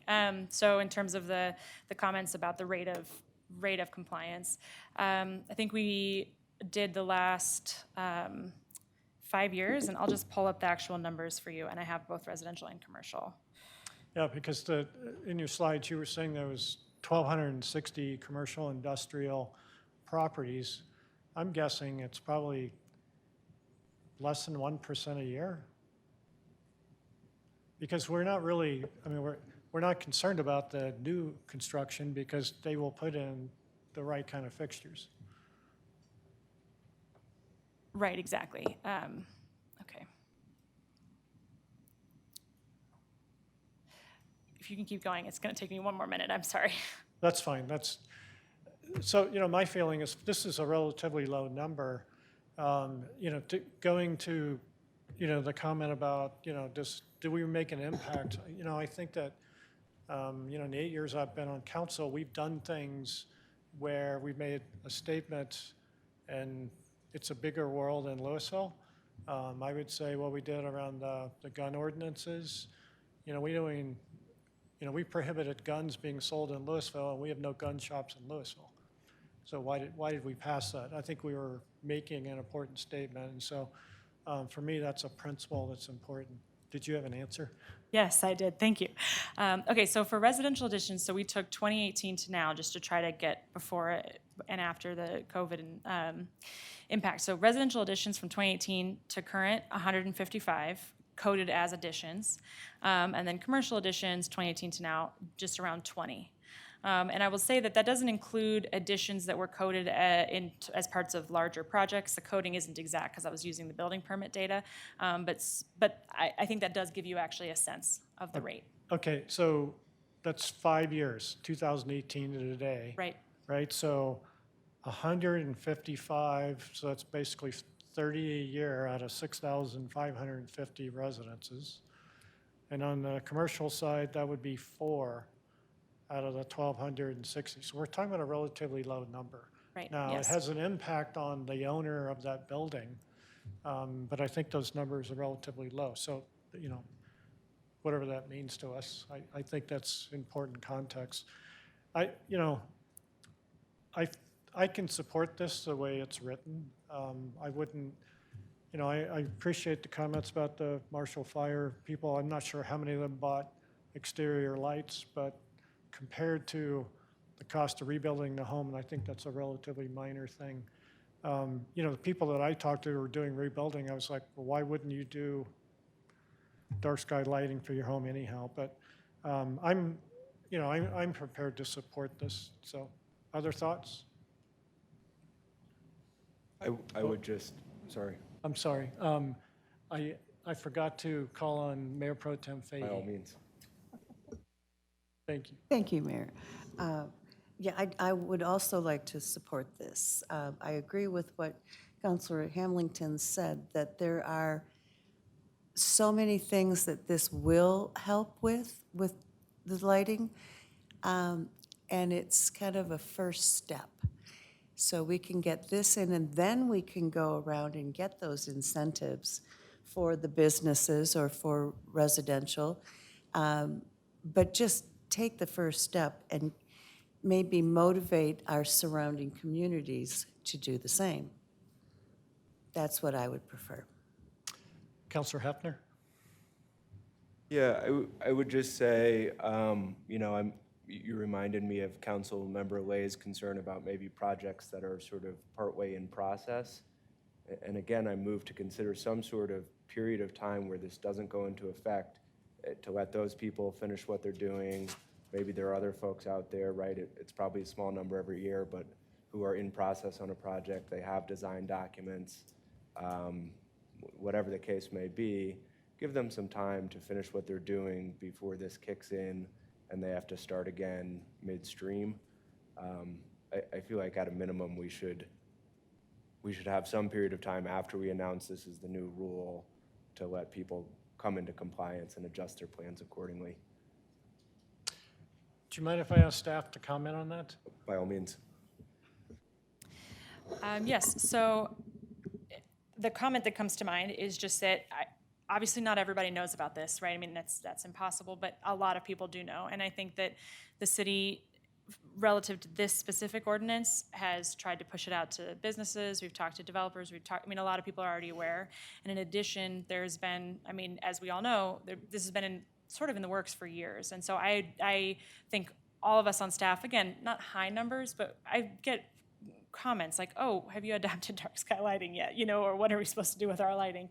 And I will also say as well, for the developers that do work with us, more frequently, we've been trying with what little we have, which frankly is not a lot, trying to encourage lighting levels that are more aligned with dark sky lighting in general. So for whatever that's worth, I do think there is a certain level of awareness about it, although certainly, having some type of timeline is something that we could add as a condition of approval and I don't think would affect the ordinance as it is itself, so. I would just add, if council wants to have a delay, we'd look for a little direction on that. I think potentially a 90-day up to, maybe 3 months to 6 months. So maybe in that range, 90 to 180 days would be effective if you wanted to have some type of delay so that we had time to get the word out.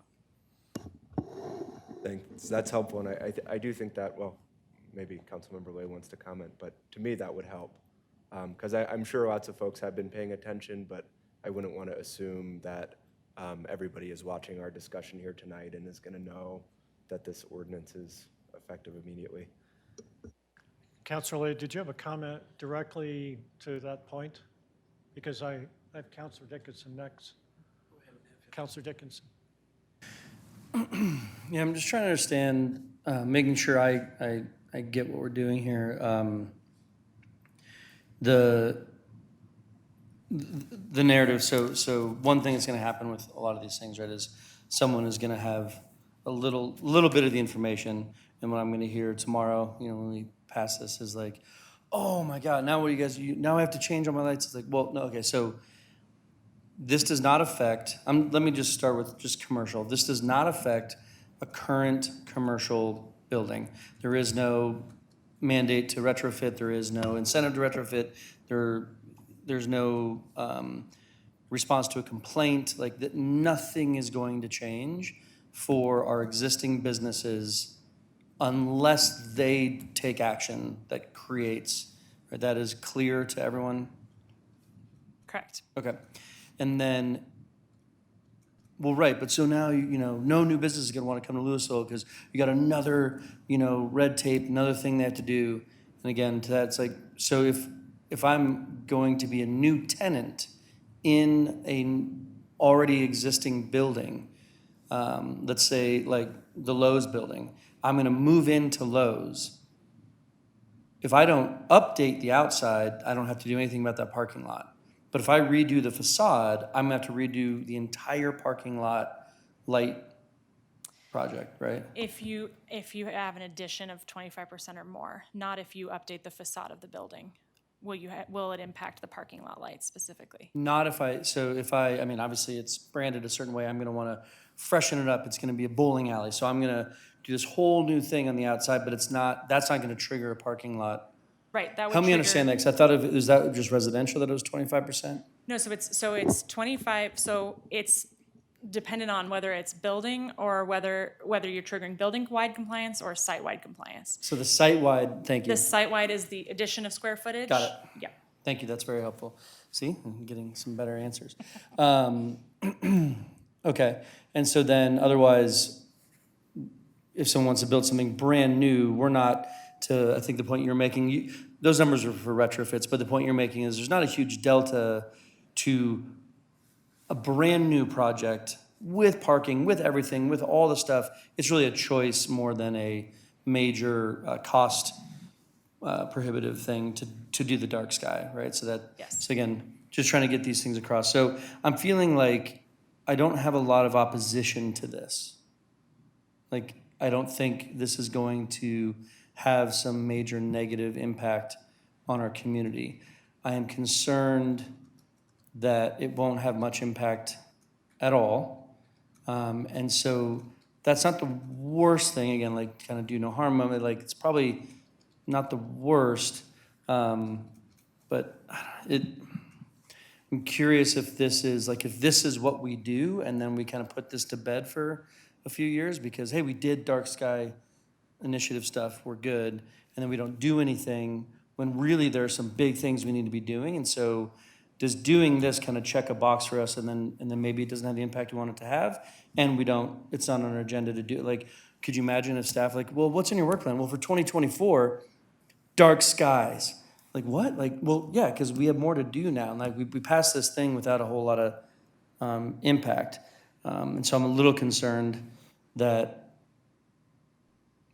we're not going to see, because I think there are some people that have voiced through email otherwise that, like, you're not going far enough. This isn't enough. What you have put out there isn't going to have any impact. It's going to roll out too slowly. It's going to take decades to see this improvement, right? And it's like, oh, right. So we didn't go. So I think as I hope wrapping up, I think I'm willing to go forward with this. I guess I'm just curious if there's, I'm just really concerned that we're not going to take the next steps on bigger incentive programs or on, our streetlights or our parking lots that have no reason to retrofit. Like, I just don't know that this is going to have an impact. And I would like, I think our residents are hoping that we have an impact on their experience, right? Like, the light that goes into your room, nothing's changing, right? We got the letter from Mark Cathcart about the light that goes into his bedroom. Nothing's going to change. Like that, none of these things are going to change for these people, but the next light that gets put in will be better. And that's about it, all we're doing. So I guess that's it. I'm just not in love with this. But I'll probably vote for it because I don't think, and I'm obviously doing, this stream of consciousness thing, but I don't think it does a lot of harm, and so I can pass it, but I just don't think it does much good. Thank you. Councilor Lay? Yeah, I'm with Councilmember Most. I'm kind of confused. But I feel like I've been here before because I think the bar for passing regulation has to be more than, gee, I don't think it's going to do any harm. I think there is some good to come of it. I think there's no question that even in small places, we've got impacts on insects, and there's clearly some things that would get better. It's always a question when you're dealing with new regulations of whether it's worth it, or whether it's worth it yet, or whether we, require people to do it, or whether we incentivize them to do it. But I know in the past, we've passed things, and we've passed energy codes where we were like, okay, we're going to pass it, and then maybe we'll get some incentives, or maybe we'll figure it out. And I hate that. And I think people hate that. They expect more from us than that. And it's not that this isn't good. This is what I'm reminded of is one of our former council members used to say that it's not quite ready for prime time. And that's the way I'm kind of feeling about this. That I think with, I like the suggestion that Councilmember Hefner made, but the thing that really is gnawing at me a bit is that we are under enormous pressure right now, at least on the commercial side, we're getting a lot of feedback, and I think, I don't know whether the other two candidates for mayor are have an opinion about this, but I'm getting an enormous amount of feedback on economic vitality as being the thing that people are worried about. I was maybe a little surprised at how strong that is. Well, I think I understand what's going to happen with new businesses. It's not going to be a big deal. Current business is not a big deal. But if you're a business that's trying to expand, and that is a really important thing, we're trying to retain them, and they decide to expand, then we're hitting them with this. And that just gives me a little bit of pause. We say one thing, and we're potentially doing another. And that's where I'm really getting hung up. And I'd be interested in what my other fellow council members say about that. There definitely is some friction there, and I think the friction is going to hit those kinds of businesses the most. I have less concerns about residential. I really do. I'm just concerned about this one. And I don't know whether there's a way of like bumping up the amount of a change that it would take to trigger it. That's potentially one modification to be made. But I am worried about what this means to businesses that are trying to expand. Is that going to deter them or inhibit them? Mayor Pro Tem Fahey? Oh, well, I put your hand up. Oh, thank you very much. Councilor Most. So I appreciate the comments that Councilor Lay made. I am just, and Councilor Dickinson too. It's like, I guess that's how I kind of feel about this. Like it doesn't, on some level it impacts businesses that are expanding. And I wonder, if there's ways for the EBC to try to mitigate some of that with business assistance packages. If this is something that we really are committed to, then I think we should be willing to make sure that we're not penalizing just one class of businesses. This idea that, as Council Member Dickinson said, well, it's not, I don't think it's going to hurt per se, but I don't know how much it's going to help. And I guess I feel like that's what's happening on the residential side. And on the business side, we're kind of isolating this. So, and I hear the, well, let's put this forward as a first step. But, again, it's true that if we're going to do these things, then there has to be some equity in terms of, from my perspective, who are impacting and how we're impacting them. And I do think there's a lot of ways, as the mayor said, to incentivize people to go do this too. So I still feel like I have no more clarity than I did when we started this conversation, almost 2 hours ago now? Like, it just seems to me, and I really want to say that I know the staff has done a ton of work on this, and I really appreciate all that work. I mean, clearly something that we have been trying to get done for a long time, but I still, I still am somewhat perplexed. Thank you. Councilor Hamilton? Thank you. I'll try to make this brief. I would encourage my fellow council members to not be paralyzed by perfection at this point. Sometimes you have to walk before you can run. The thing I would ask is for staff to focus on a few educational items out the gate as a follow-up to this, should it pass. I would ask that there be targeted education, continued education, it sounds like, for the families in the Marshall Fire Burn area, but also there's a lot of other residential projects throughout the city that are in progress or being planned. So target Marshall, but keep in mind we have other projects that could be impacted throughout the city. And then the second educational focus or evaluation I'd like to see is collaboration to investigate the business assistance program. Should it be expanded, or should we be having conversations about including upgrades such as this or sustainability efforts and retaining and attracting businesses so they know that we support those efforts as well.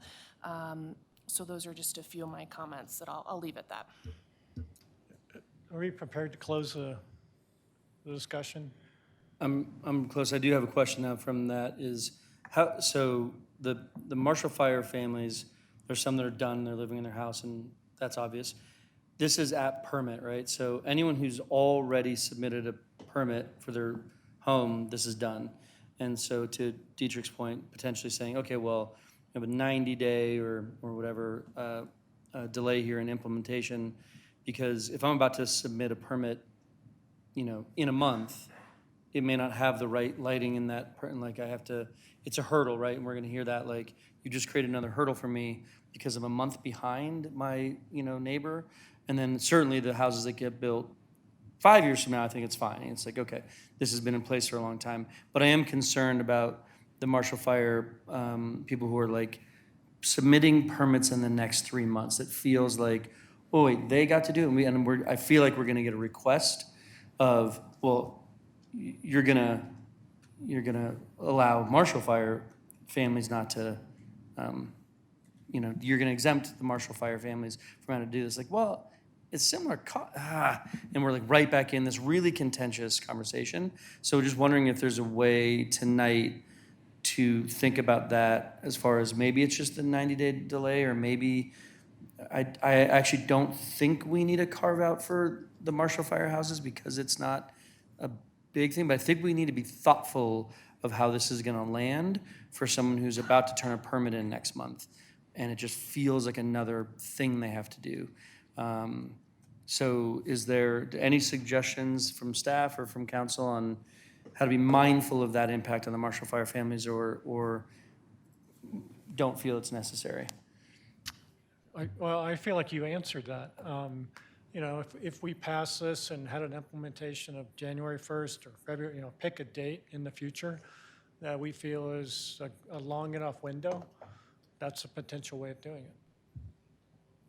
Okay. So I'm gonna help bring this to a close. I'm gonna close the public hearing. Does anybody have a motion on this ordinance?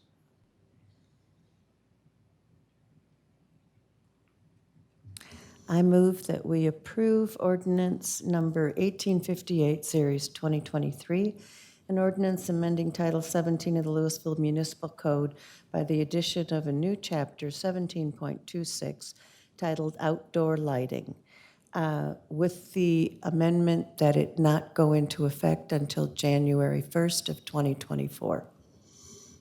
Thank you. Is there a second? I second. Discussion? Councilor Hefner? Yeah, I'm in favor of the motion if we could amend it to be a couple months past January, given it's the beginning of October. So you're asking for a friendly amendment? I'm making a motion to amend the motion that's on the table to move the date to March 1st. Do I have a second for March? Do you accept the amendment? I will accept the amendment. Seconder accept the amendment? I accept the amendment. I second. Okay, other discussion? March 1st, 2024. Yeah, we'll remind everybody to talk into the microphone. Councilor Lay? Hold on for just a second.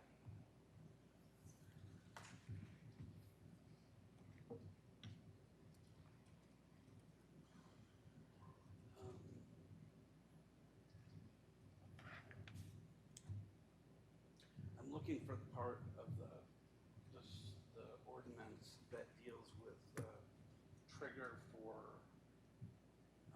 how, what percentage, the 25, is it 25% increase in the size of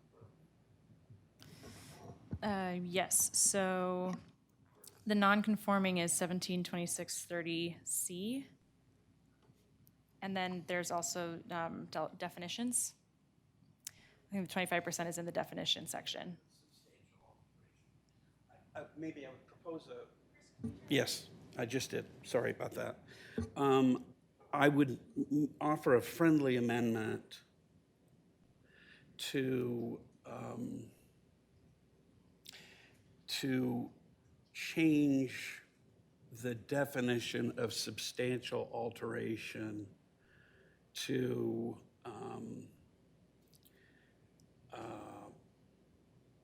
50% or more of the exterior wall area, which I think would give relief to those businesses that are expanding, that I'm thinking of.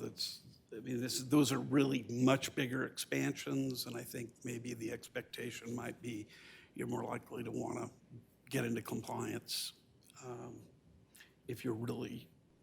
Are you offering that as a friendly amendment? Yes, I am. You accept a friendly amendment?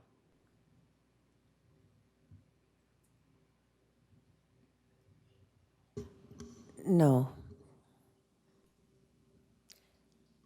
So do you want to do a substitute motion, or do you accept that? Yeah. Yeah, what? That was an either or. Oh, I didn't hear what the or was. I'll make a substitute motion to pass ordinance number 1858, series 2023, as offered, but with a change to the substantial alteration to read changes to 50% or more of the exterior wall area or materials, excluding roofing of an existing building, which changes do not result in a substantial demolition.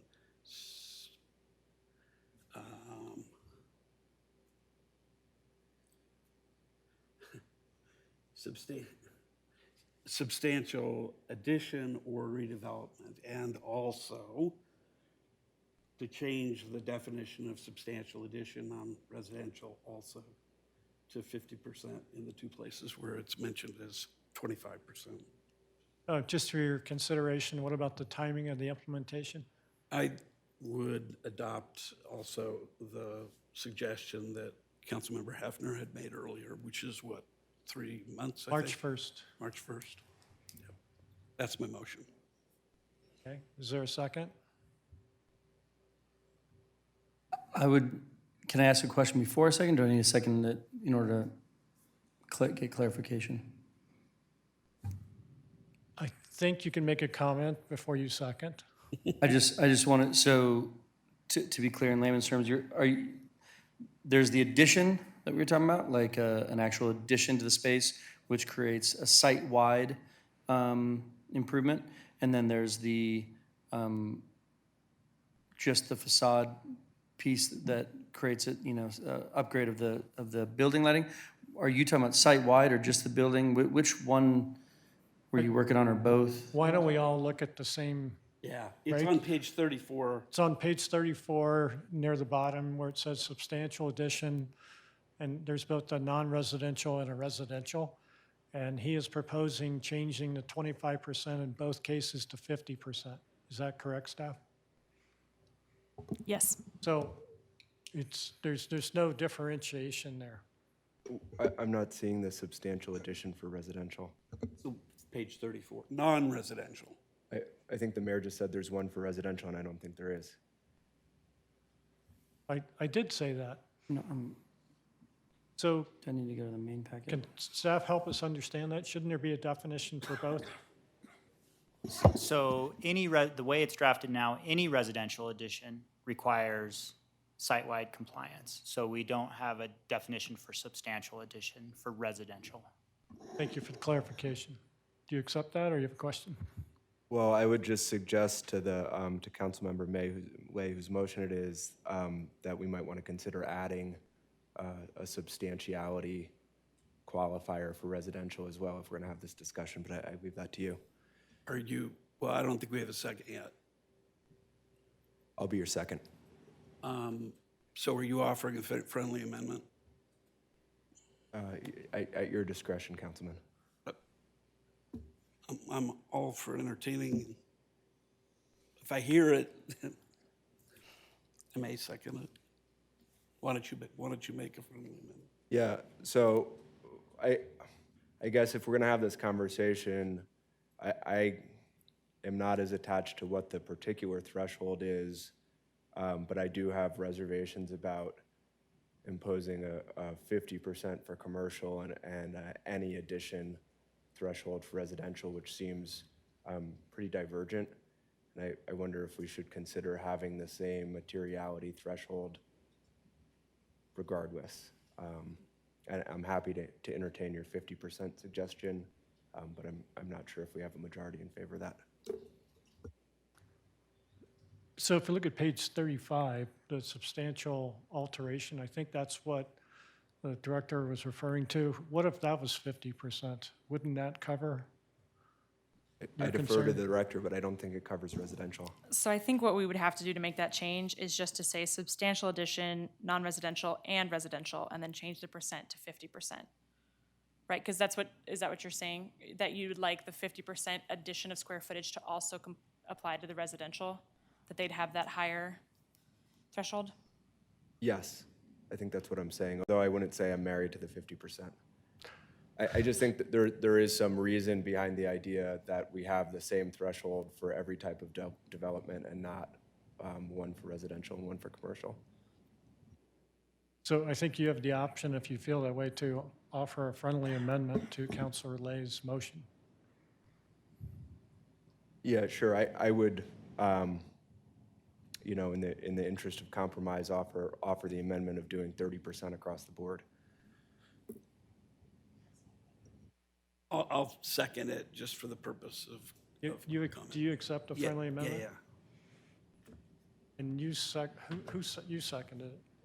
Okay, and you accept your friendly amendment?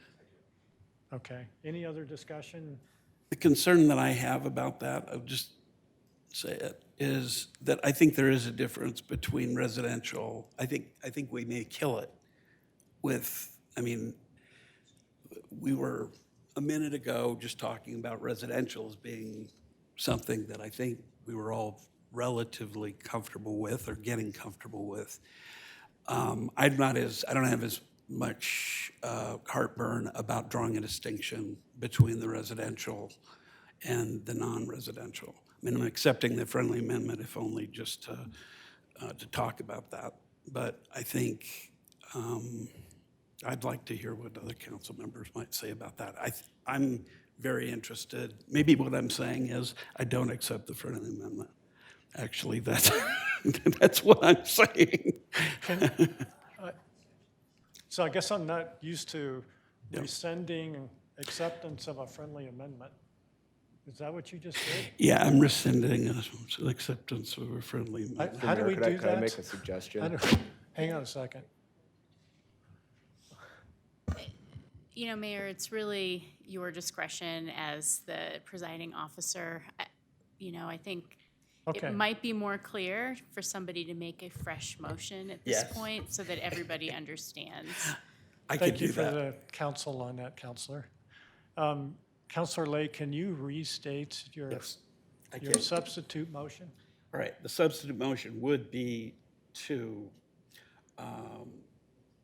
move to pass ordinance number 1858, series 2023, with the following changes.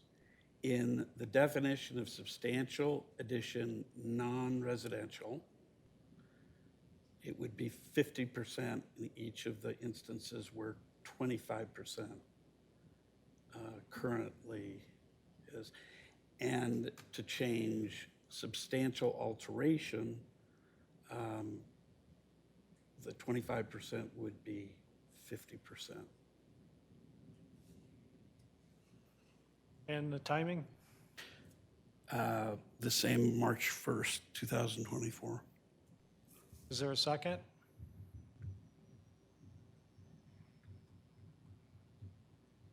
Okay, well, seeing no second, could we take a roll call on the first motion, please?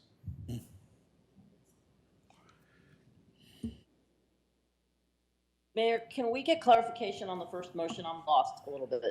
I think that's an excellent idea. So the motion is to pass the ordinance is written with an implementation of March 1st, 2024. The roll call, please.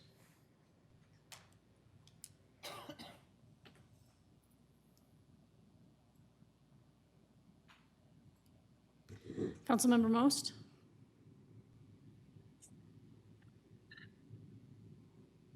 I'm going to abstain. Councilmember Hamilton? Yes. Mayor Pro Tem Fahey? Yes. Councilmember Hefner? No. Councilmember Lay? No. Mayor Maloney? No. Councilmember Dickinson? Yes. It's 3-3, which means it would go down. That's the vote. All right, so 3-3, the measure does not pass, and we're going to take a 10-minute break. We'll reconvene at 8:15.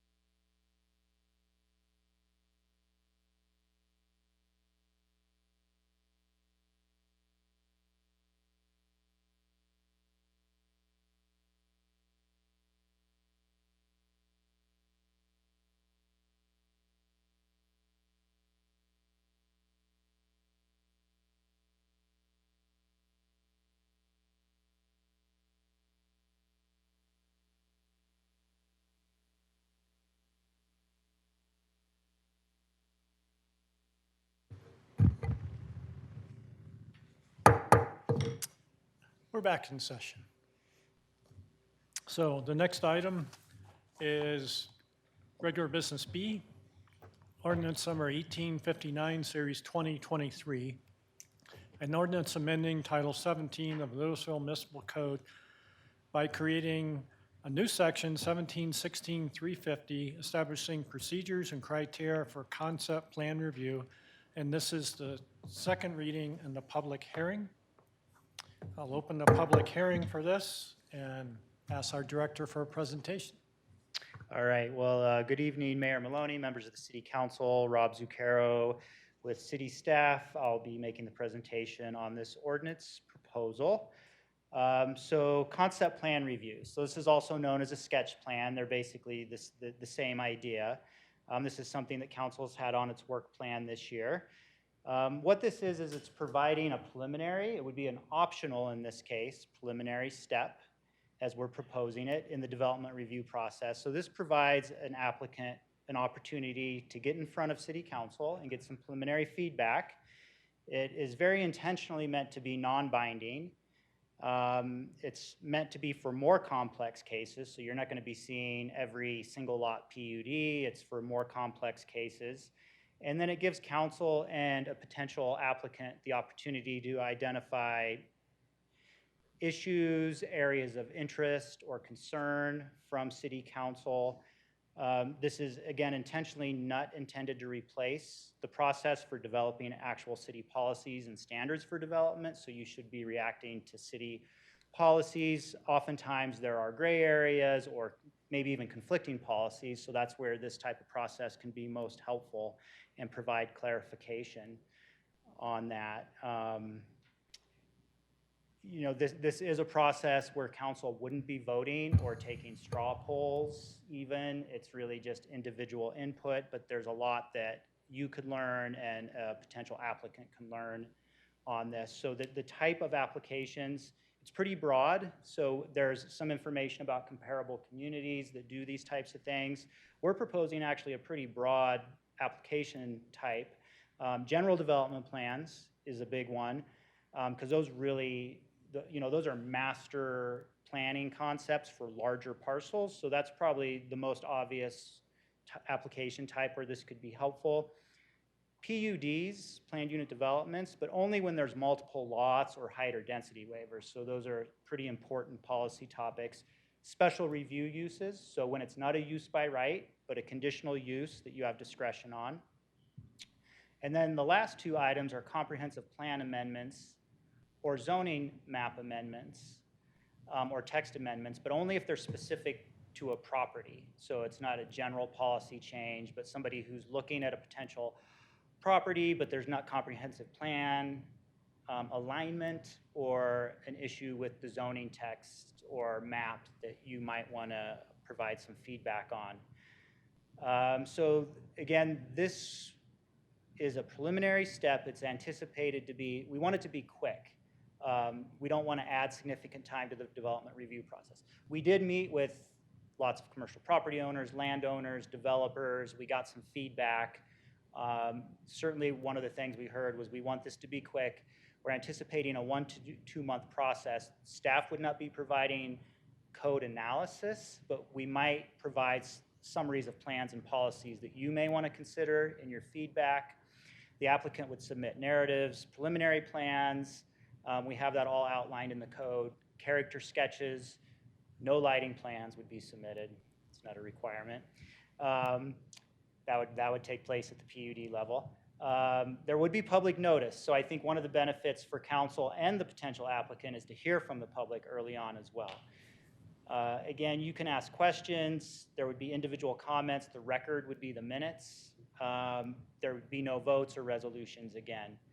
It's really important that council would enter into these processes not prejudging the application. That needs to be part of the actual public hearing process that would take place later for these land use applications. There's a few communities that we provided you background information on. There's a range of whether it's required or optional. Again, we're proposing it to be optional. There's a range of if planning commission or city council reviews it. We're proposing not having a planning commission step, but just a city council step. And then most cities require some form of public notice that we looked at as well. So Planning Commission looked at this. They are recommending approval as drafted. Staff's recommending approval as drafted as well. I'd be happy to answer any questions. Thank you. Any questions on his presentation? Seeing none, we're going to go to public. Oh, I'm sorry. Her hand's been up for a while. Councilor Most, your hand's been up for a while.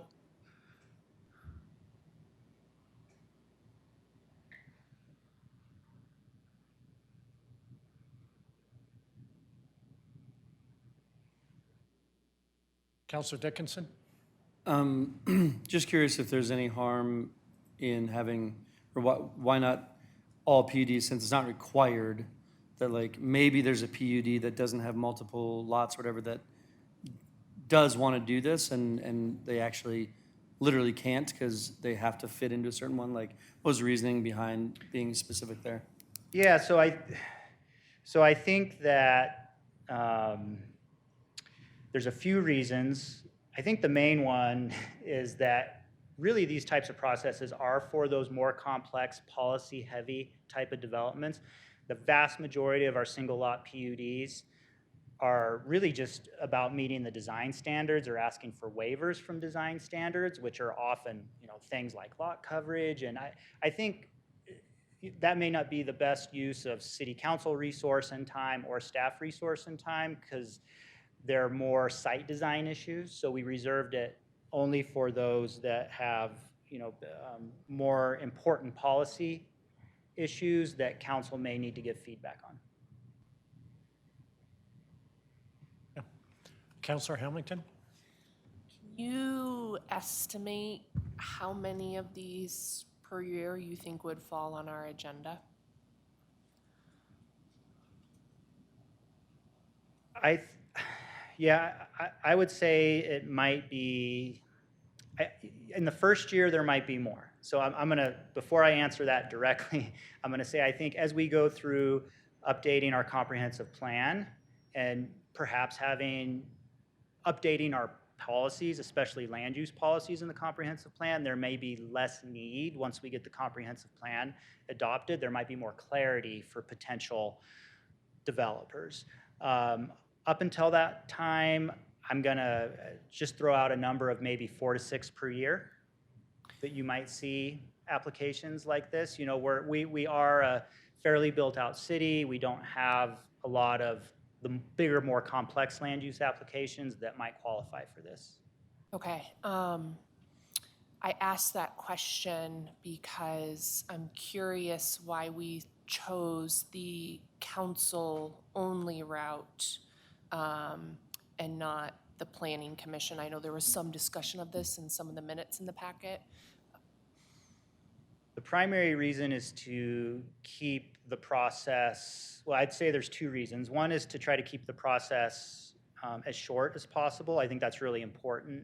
And also, a lot of those gray areas of policy, I think it's imperative that council weigh in on that more than the planning commission. I think the planning commission would rely on the record of those concept plan reviews as well and saying, well, what does council think this policy means, or what direction do they think it should go in relation to city's policies? Okay, that's extremely helpful. Thank you.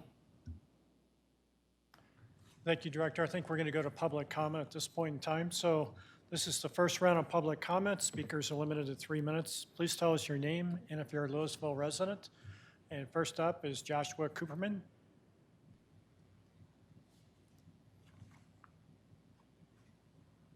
Josh Cooperman, I live in Louisville. Just going to make a brief comment. I'm very supportive of this idea of a concept review. I think it will be beneficial not only for businesses and developers who are coming to the city, but also for residents who would like a preview of possible future developments. Thanks. Thank you. Next up, I have Andy Johnson, but I don't see him in the room. Okay, so is there anyone on Zoom that would like to comment on this topic?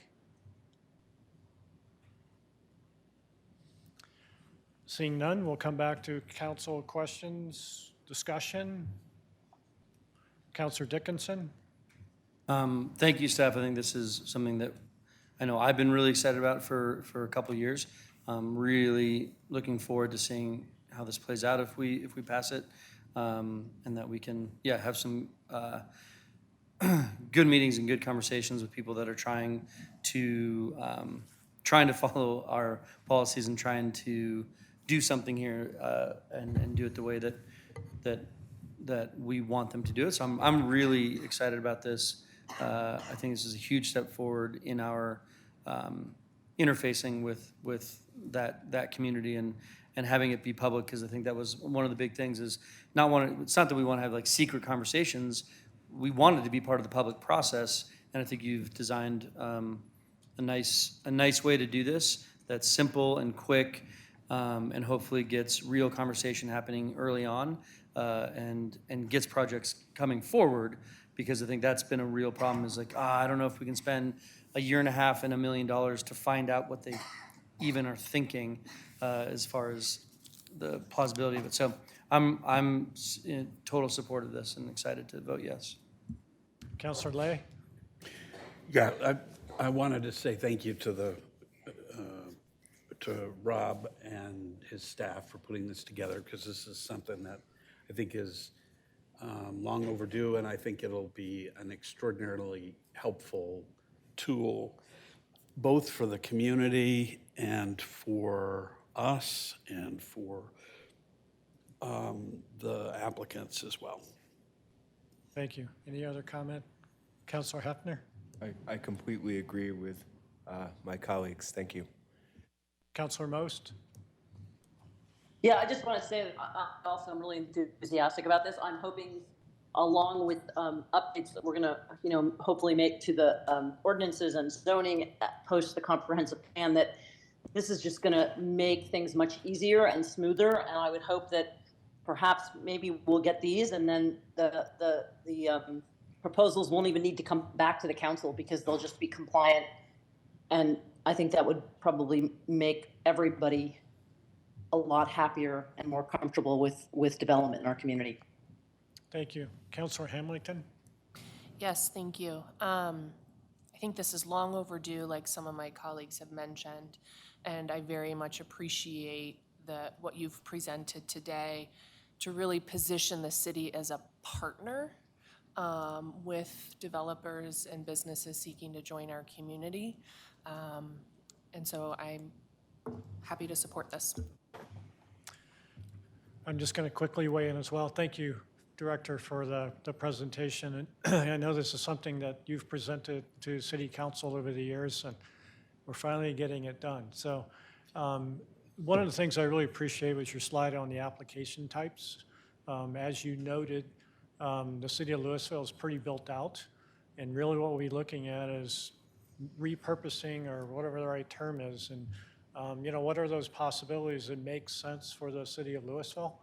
And so, as Councilor Dickinson said, rather than spending a year and a half and spending $1 million to get a what if, at least you'll get some sense if it's something that, the city has interest in, knowing that we still need to go through the processes, and we're certainly not interrupting that. Councilor Lay? Yeah, we ready for a motion? No, we need to go through the second round of public comment, but I appreciate your urgency to get this passed. So we'll go to the second round of public comments. Anyone in the chamber? No? Anyone on Zoom? No? Coming back to Counselor Lay? I would move for passage of ordinance number 1859, Series 2023, an ordinance amending Title 17 of the Louisville Municipal Code by creating new Section 17.16.350, establishing procedures and criteria for a concept plan review. Second. Discussion? We're having a race here? Yeah. Any discussion? Okay, we will now close the public hearing. We have a motion, so let's take a roll call vote.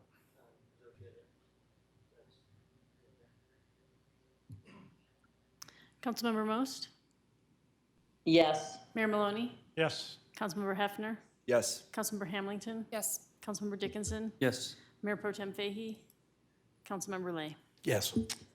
The motion for ordinance number 1859 passes. We'll move on to regular business C, ordinance number 1860, series 2023, an ordinance repealing the prohibition of pit bulls contained in section 6.12.160 of the Louisville Municipal Code. This is the second reading, and this is the public hearing. So I will open the public hearing. Good evening, Mayor and Council.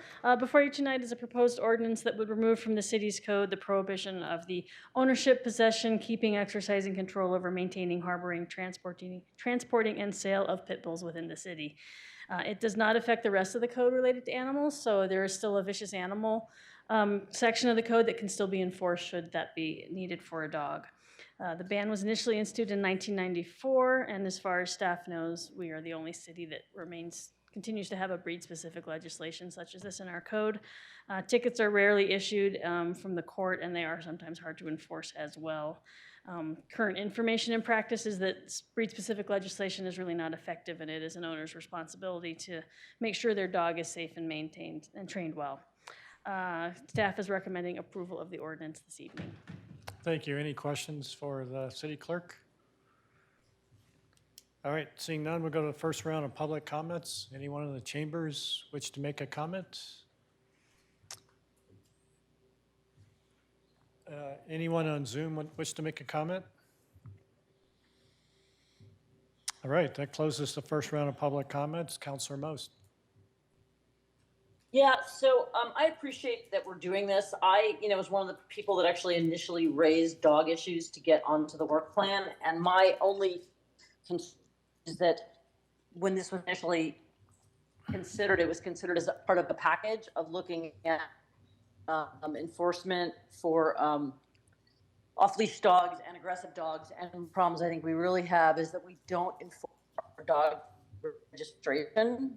And I think because we really ought to know what dogs have had their all the dogs in town should have vaccinations. Like, I'm okay with repealing this, but I do think we have a broader issue about that we really have no idea how many dogs we have. The last time I asked Meredith, the city clerk, she told me there were less than 500 dogs registered. We have thousands of dogs in this town, and we don't know if they're up to date in their vaccinations. So I just want to raise that as a flag and say, I'm fine with doing this, but I do think that there's another issue, and it's really a health and safety issue for our community that ought to be considered. Thank you. Councilor Dickinson. Thank you to staff.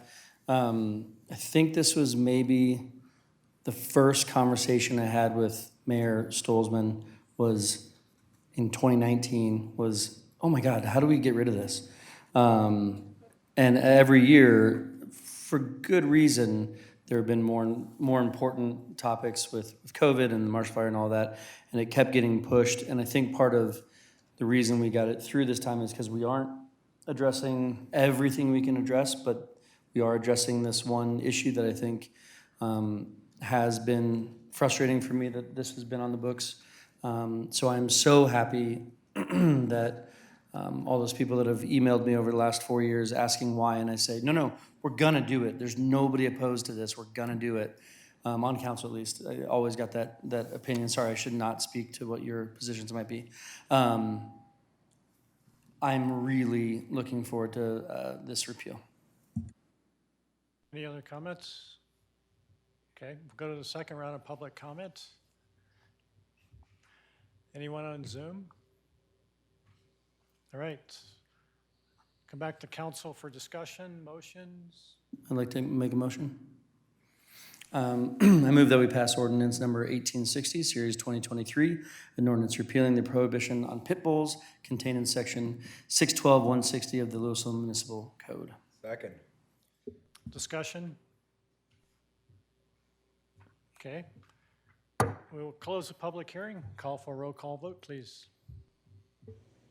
Mayor Maloney, Yes. Councilmember Hefner, Yes. Councilmember Most, Yes. Mayor Pro Tem Fahey, Yes. Councilmember Dickinson, Yes. Councilmember Lay, Yes. Councilmember Hamilton. Yes. Thank you, everybody. It passes on a 7-0 vote. We'll move on to regular business ordinance number 1861, series 2023, an ordinance amending section 2.67.020 of the Louisville Municipal Code, reducing the membership of the Recreation Advisory Board. This is the second reading and the public hearing. And we have a presentation from our city clerk, and we're open for business. At the June 20th City Council meeting, council members discussed the roles and duties of various city boards and commissions. The direction that came out of that meeting is this and the next two ordinances as well. One of the items council gave direction to staff to was to standardize the size of most of the boards to 7 members. To that end, the proposed ordinance would reduce the size of the Recreation Advisory Board from its existing 9 members to 7 members. The board currently has a number of vacancies, so reducing the size of the board will not affect its current membership, and staff recommends approval. Thank you. Any questions for the city clerk? All right, first round of public comments. Anybody on Zoom? No council comments? We will have 2 rounds of public comment, so it looks like nobody has comments at this point in time. I will make one comment. This was also reducing to 7 was a recommendation of this particular board. So we'll go on to the second round of public comments. Anyone out there? No. We'll come back to council discussions, motions. Councilor Hefner. I would move the passage of ordinance number 1861, series 2023, an ordinance amending section 2.67.020 of the Louisville Municipal Code, reducing the membership on the Recreation Advisory Board. Second. Discussion? Okay, we'll close the public hearing. We'll call roll call vote, please. Mayor Pro Tem Fahey? Yes. Councilmember Lay? Yes. Councilmember Dickinson? Yes. Councilmember Most? Yes. Mayor Maloney? Yes. Councilmember Hamilton? Yes. Councilmember Hefner? Yes. Thank you. It passes unanimously. The next item is item regular business E, Arts and Culture Advisory Board. We have both an ordinance and a resolution. I'll read them both, but we will have to take motions separately on those. So ordinance number 1862, series 2023, an ordinance amending chapter 2.20 of the Louisville Municipal Code concerning the Arts and Culture Advisory Board. This is the second reading and the public hearing. And in addition, we have resolution number 59, series 2023, a resolution concerning membership and duties of the Arts and Culture Advisory Board. I'll open the public hearing and ask the city clerk for a lengthy presentation. Very lengthy, yes. Also coming out of the June 20th City Council meeting, council gave direction to staff to clarify the duties of certain boards and rename some of them to clearly identify them as advisory boards. This proposed ordinance renames the Cultural Council as the Arts and Culture Advisory Board. It also codifies the board into the municipal code, which we have been negligent in doing for a few of our boards, so this was a chance to do that. The corresponding resolution establishes the powers, duties, and responsibilities of that renamed Arts and Culture Advisory Board, and staff recommends approval of both of them. Thank you. Any questions for the city clerk? Seeing none. Any public comments? Seeing none. Come back to the first round of discussion by council. Seeing none, we go to second round of public comment. You're making this really easy on me. Seeing none. Go back to council discussion or motions. I'll make a motion that we approve ordinance 1862, series 2023, an ordinance amending chapter 2.20 of the Louisville Municipal Code concerning the Arts and Culture Advisory Board. Second.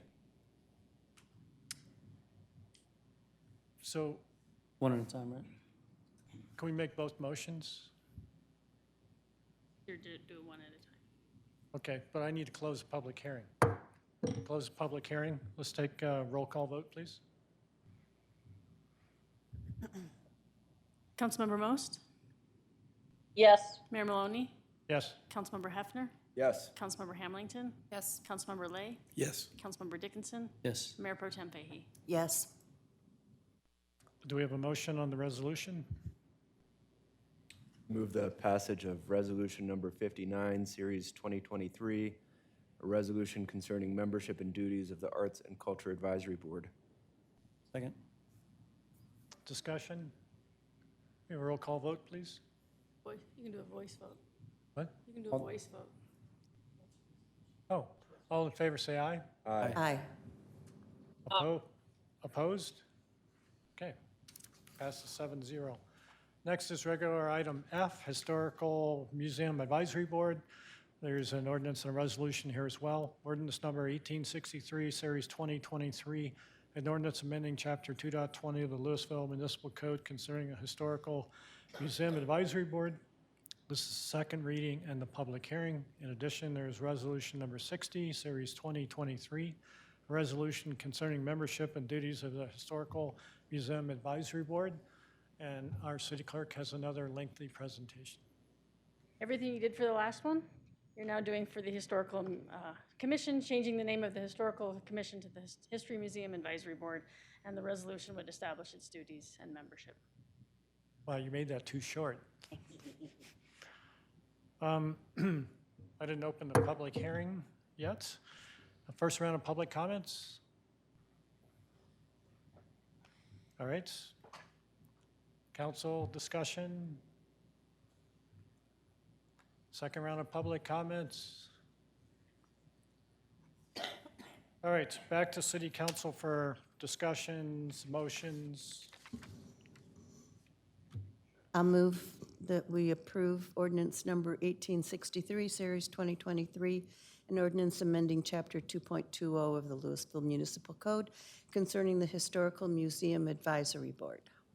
Second. All right, I'm going to close the public hearing. Any discussion on the ordinance? We have a roll call vote, please.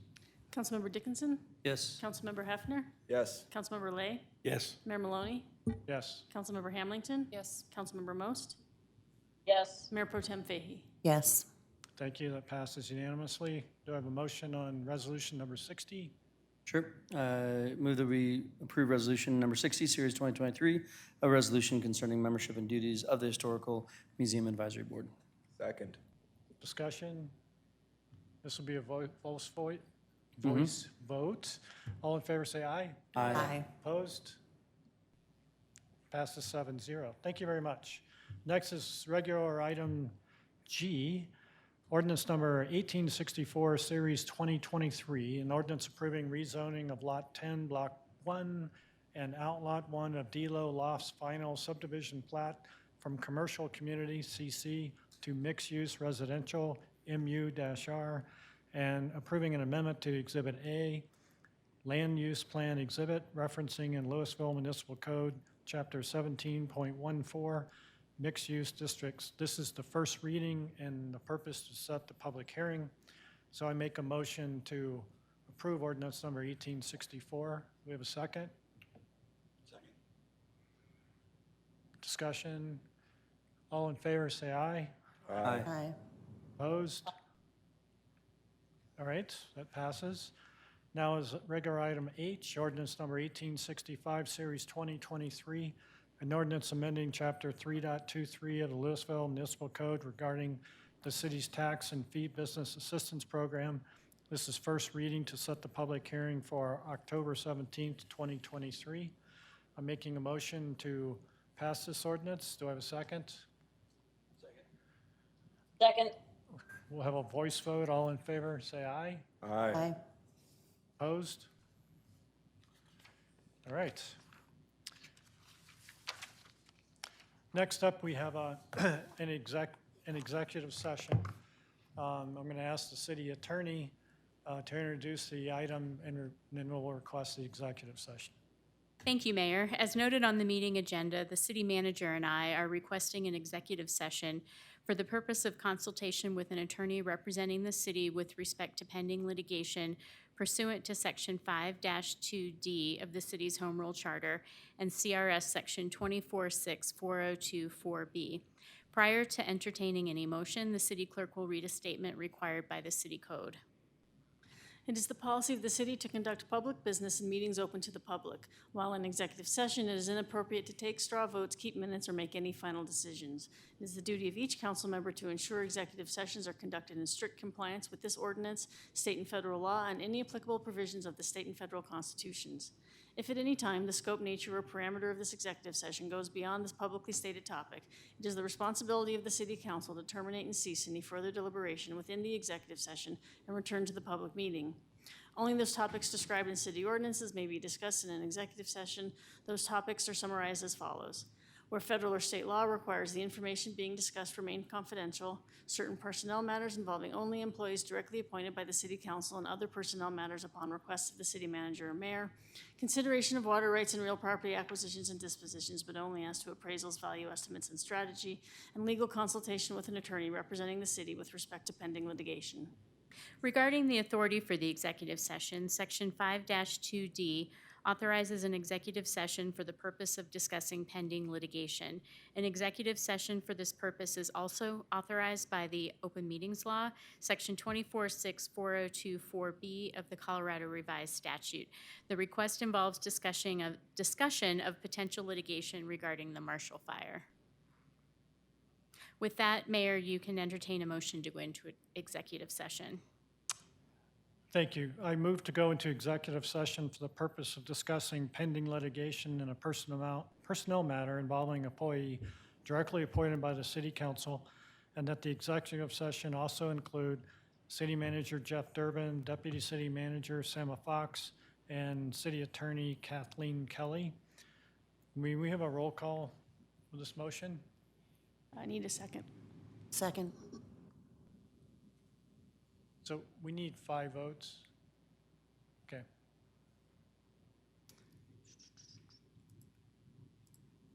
Councilmember Lay? Councilmember Hefner? Yes. Mayor Maloney? Yes. Councilmember Hamilton? Yes. Councilmember Dickinson? Yes. Councilmember Most? Yes. Mayor Pro Tem Fahey? Yes. Councilor Lay has just come back into the chambers. Councilmember Lay, would you like to vote? All right, the city council will now adjourn to executive session.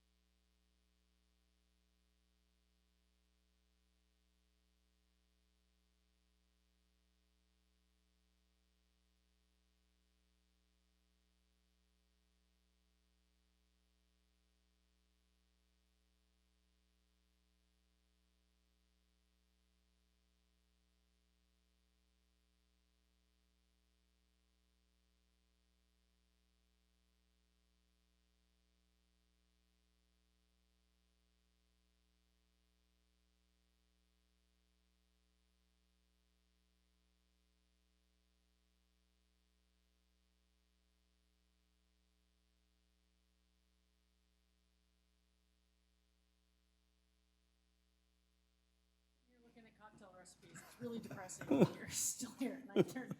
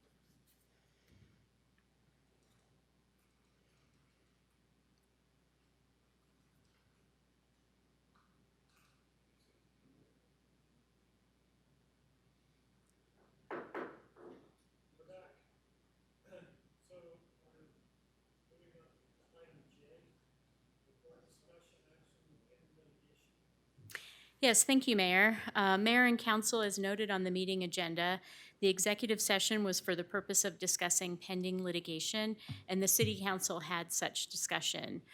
We request at this time the city council provide some direction or take some kind of action. Discussion?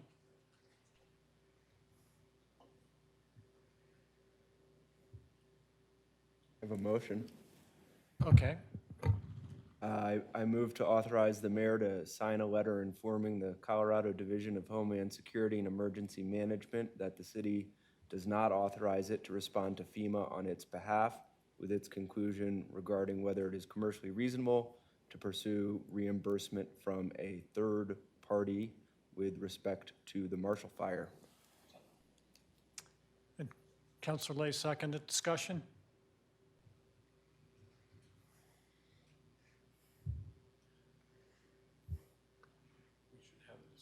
You want to speak in favor of your motion? Yeah, thanks. You know, without getting into the details of what we discussed in executive session, the state has asked us to respond to a letter they sent to us addressing a letter they had received from FEMA with respect to FEMA's disaster assistance for the Marshall Fire, and the state has asked us to give our opinion as to whether we believe it's commercially reasonable to pursue reimbursement from a third party, being Excel or Public Service Company of Colorado, with respect to the Marshall Fire. And so my motion is to inform the state that we believe it may be commercially reasonable to do so. Others? Councilor Dickinson? Yeah, I guess I'm just concerned that we're going to be spending a lot of time and resources on this case, which may be very difficult to prove all of the components of it, all the way to a financial award. And then that financial award will not necessarily be to our benefit, it'll be to paying FEMA back. So I'm just a little concerned that it puts us in a long process that could cost us a lot and not benefit us a lot. So that's my concern. Other thoughts? Councilor Lay? Yeah, and if, at the same time, though, if we don't do this, we could face a situation where we end up getting dinged by FEMA for not pursuing something, given some of the evidence that we do know is out there that it actually augurs in favor of liability, at least based on what we think we know, which we probably shouldn't talk too specifically about. But So for that reason, I think I would probably, I think it is commercially reasonable. I could support the motion. I agree. I think it's commercially reasonable too. And I think that, we as policymakers for the city of Louisville need to be looking at the long term on this. And where I agree with you, it's going to take a lot of staff time. It's going to take a lot of city attorney time. And we don't know how long this is going to play out. This could be a lawsuit that could be many years. Especially given all the players. And, we have FEMA, we have our insurance companies, we have the state, we have the community foundation that have funded things, but this will be a burden. But I think that, if we're thinking about what can we do to try to mitigate wildfires into the city of Louisville, this and other things that we'll need to do in the future and future councils. It could be that, it's no one on the current council that sees this to fruition. But I think this is the right step to be taking at this point in time. And so I agree with the motion as well. Councilor Dickinson? I guess one other thing I will say, it kind of was brought to my attention that, FEMA did give us a ton. Like, they stepped in and really supported us. And if a third party is responsible and financially responsible, and that money can go back to FEMA so they can support the next community, that's not the worst result, certainly, if that's where we end up, if there is a verdict in our favor, if we do actually get something, even if it goes to paying back the people that helped us out, I can get behind that. Any other discussion? We ready to vote? Do we roll call? Roll call vote, please. Councilmember Hefner? Yes. Mayor Maloney? Yes. Councilmember Hamilton? Yes. Councilmember Lay? Yes. Councilmember Dickinson? Yes. Mayor Pro Tem Fahey? Yes. Councilmember Most? Yes. Thank you for being here, Councilor Most. City Attorney's report. I have no report this evening. Thank you. Thank you. Council comments, committee reports, and identification of future agenda items. Councilor Dickinson. I just want to make sure that we're making some progress on an issue that we brought up several weeks ago around the smoke damaged houses and the potential for either use tax rebates, the similar programs that we did for the completely destroyed homes.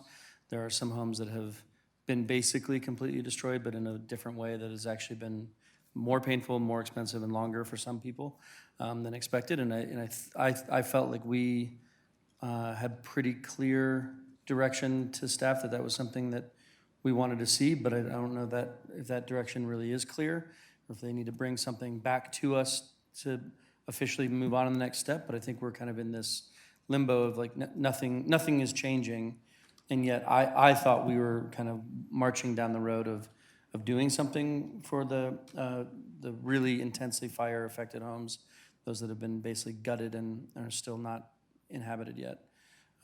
Is that something that we want to bring back and see as a council, or? City Manager, do you have a comment?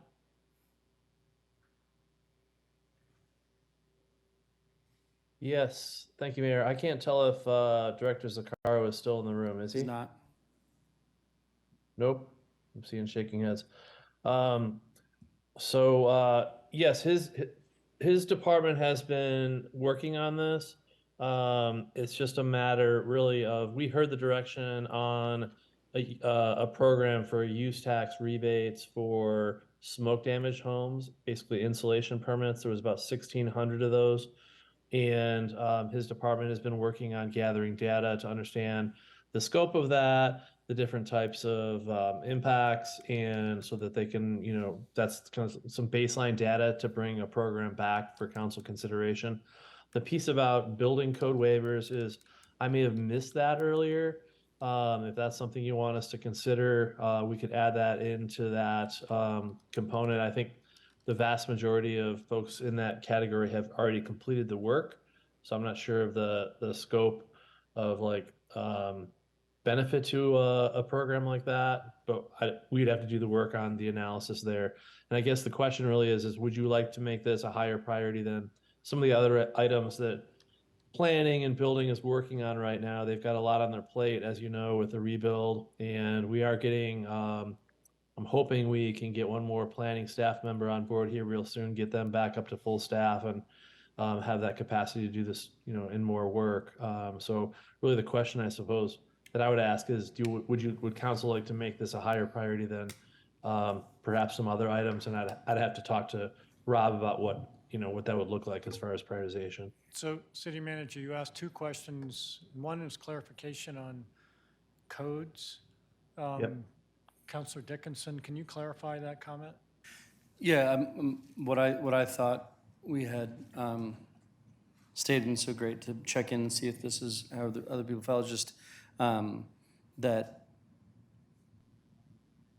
the same thing we set up for totally destroyed homes could apply to any of the fire destroyed homes with the same,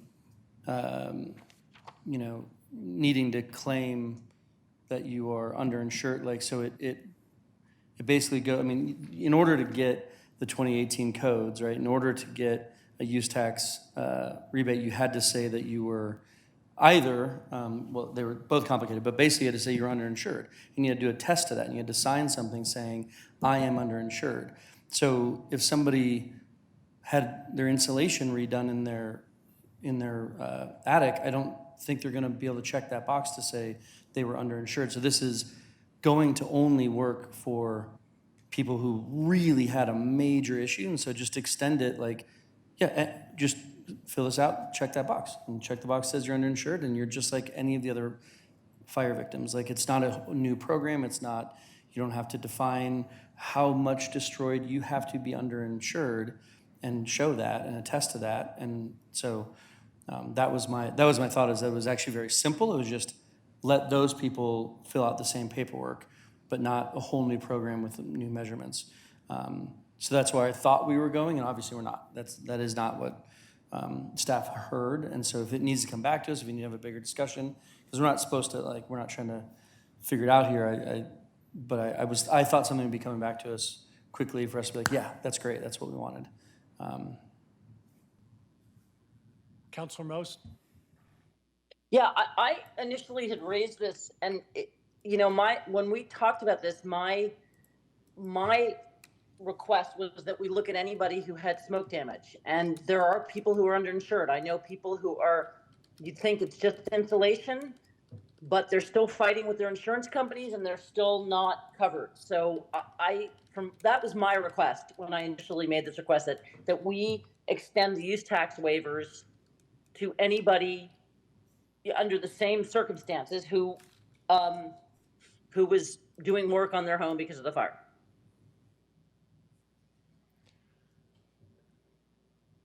So, City Manager, at the next meeting, can you give us an update of status? Yeah, and I understand the intent behind this. I think really the question is, would council like to make this a higher priority? So I think the question that we'll work on is, what might we have to slow down a little bit to get capacity to pull this off quicker? So I'll get with Director Zaccaro the next couple of days and work on something for you. Okay, other items? Seeing none, we're adjourned.